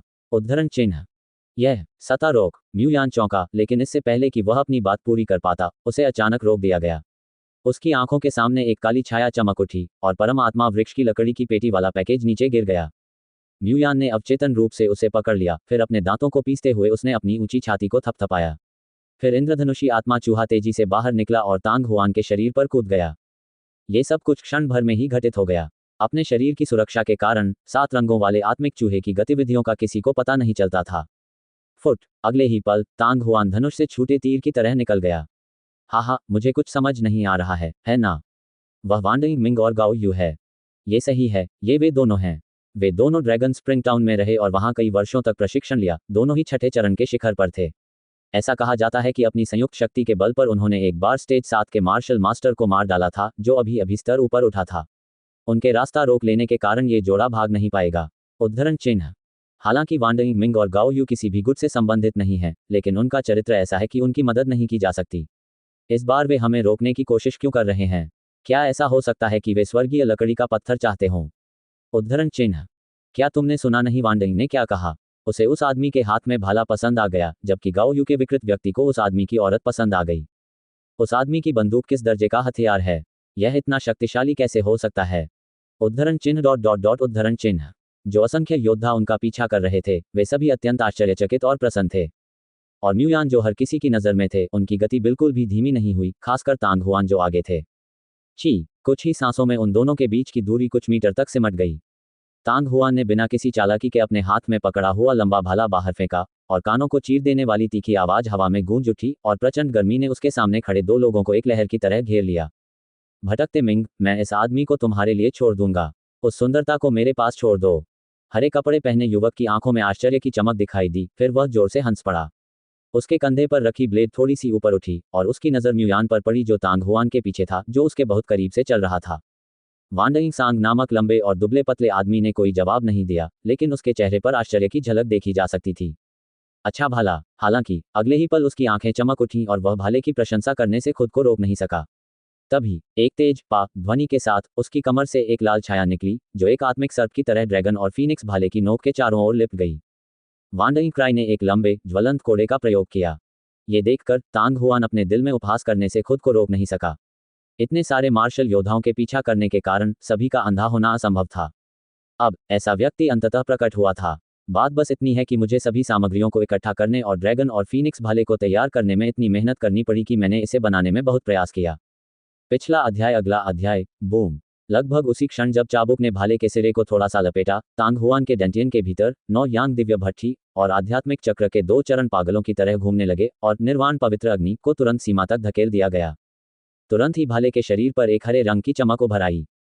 जैसे एक बैरल तेल को ज्वाला में डाला जा रहा हो, भाले की नोक से निकलने वाली ऊष्मा अचानक बढ़ गई और फिर प्रचंड लपटों के गोले में बदल गई। दूर से ऐसा लग रहा था जैसे लौ के भीतर एक फीनिक्स पक्षी नाच रहा हो, और उसकी चमकदार लाल रोशनी आसपास के वातावरण को ऐसे प्रकाशित कर रही हो जैसे दिन हो। इतनी मजबूत मारक क्षमता। यू मिंग का दिल धड़क उठा। यद्यपि वह शस्त्र परिशोधक नहीं था, फिर भी उसके पास 5 तत्वों की अग्नि का शरीर था, और उसने उपयुक्त तकनीक में प्रशिक्षण लिया था। लेकिन फिर भी जब उसने अचानक गर्मी महसूस की, तो वह अपने दिल की धड़कन बढ़ने से खुद को रोक नहीं सका। दूसरा पक्ष निस्संदेह हथियार परिशोधक था, लेकिन उनके निर्णय से दूसरा पक्ष संभवतः केवल स्टेज 5 मार्शल मास्टर था। एक हथियार परिशोधक जो केवल स्टेज 5 मार्शल मास्टर पर था, फिर भी वह अपने हथियार पर आग की लपटें उत्पन्न कर सकता था। डेंटियन के अंदर सच्ची आग कितनी मजबूत होनी चाहिए। हालांकि वह छठे चरण के शिखर पर एक मार्शल मास्टर थे, और एक ही विचार से उन्होंने अपने दिल को शांत कर लिया। लेकिन कुछ ही देर बाद उन्हें एहसास हुआ कि कुछ गड़बड़ है। उसने बिना किसी हिचकिचाहट के अपनी दाहिनी कलाई को हल्के से हिलाया, और चाबुक की नोक जो अभी अभी उसके प्रतिद्वंद्वी के भाले के अग्रभाग के चारों ओर लिपटी थी, तुरंत ढीली पड़ गई।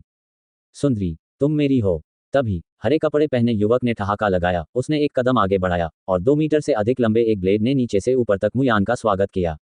वह सचमुच एक बेशर्म व्यक्ति था, और उसकी हरकतें बहुत अश्लील थीं। म्यूयान के माथे पर क्रोध की एक चमक उभरी, लेकिन वह चकमा नहीं दिया और भागता रहा, मानो उसने तेज ब्लेड को देखा ही न हो। क्या यह महिला अब और जीना नहीं चाहती? हरे कपड़े पहने युवक की आंखों में आश्चर्य की झलक दिखाई दी, लेकिन कुछ ही क्षण बाद उसे एक सरसराहट जैसी आवाज सुनाई दी। पहले तो आवाज कमजोर थी, लेकिन अगले ही पल वह लेई मिंग जैसी लगने लगी। इसके तुरंत बाद लाल रोशनी की एक चमकदार गेंद उसके सामने प्रकट हुई, और तांग हुआन का ड्रैगन और फीनिक्स भाला पहले ही आसमान से ऊपर से नीचे गिर चुका था। गाओ यू, उस बंदूक से सावधान रहो। लगभग उसी समय बगल से एक धीमी गर्जना की आवाज आई। गाओ यू की भौहें थोड़ी सी सिकुड़ गईं। जैसे ही उसके हृदय में संदेह का एक अंश उभरा, उसकी तलवार और भाला हवा में जोरदार टक्कर खा गए। रात्रि के आकाश में एक बहुत बड़ी ध्वनि गूंज उठी, मानो किसी के कान के पर्दे फट गए हों। जिस स्थान पर तलवार और भाले टकराए थे, वहां से और भी अधिक भयानक शक्ति क्यों निकली, और आसपास के स्थान में छोटी छोटी लहरें दिखाई दीं। पलक झपकते ही तलवारें और भाले अलग हो गए।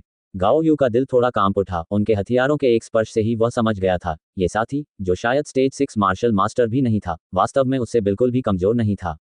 यदि वह अकेले लड़े तो वह उसे कम समय में भी नहीं हरा पाएंगे।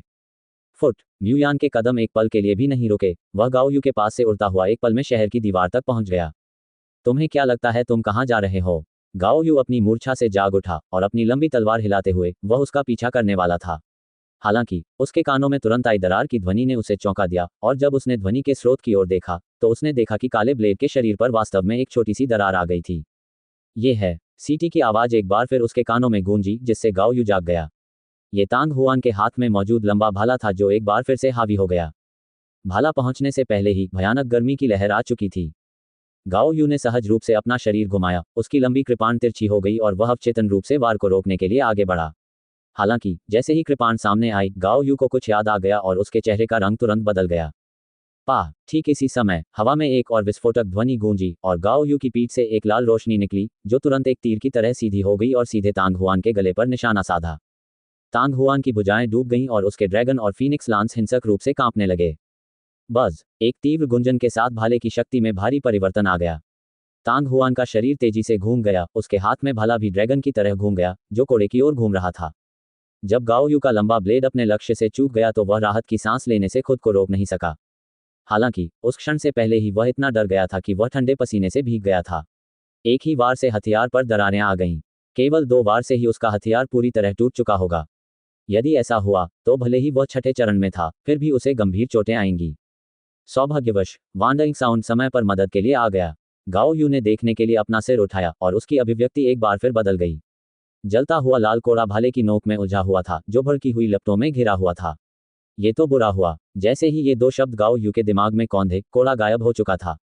इसके बाद उन्होंने देखा कि यूमिंग के हाथ में लंबा कोड़ा अपने मूल आकार से लगभग 20% तक सिकुड़ गया था। कोड़े की नोक कई टुकड़ों में टूट गई और भाले की नोक से जमीन पर गिर गई।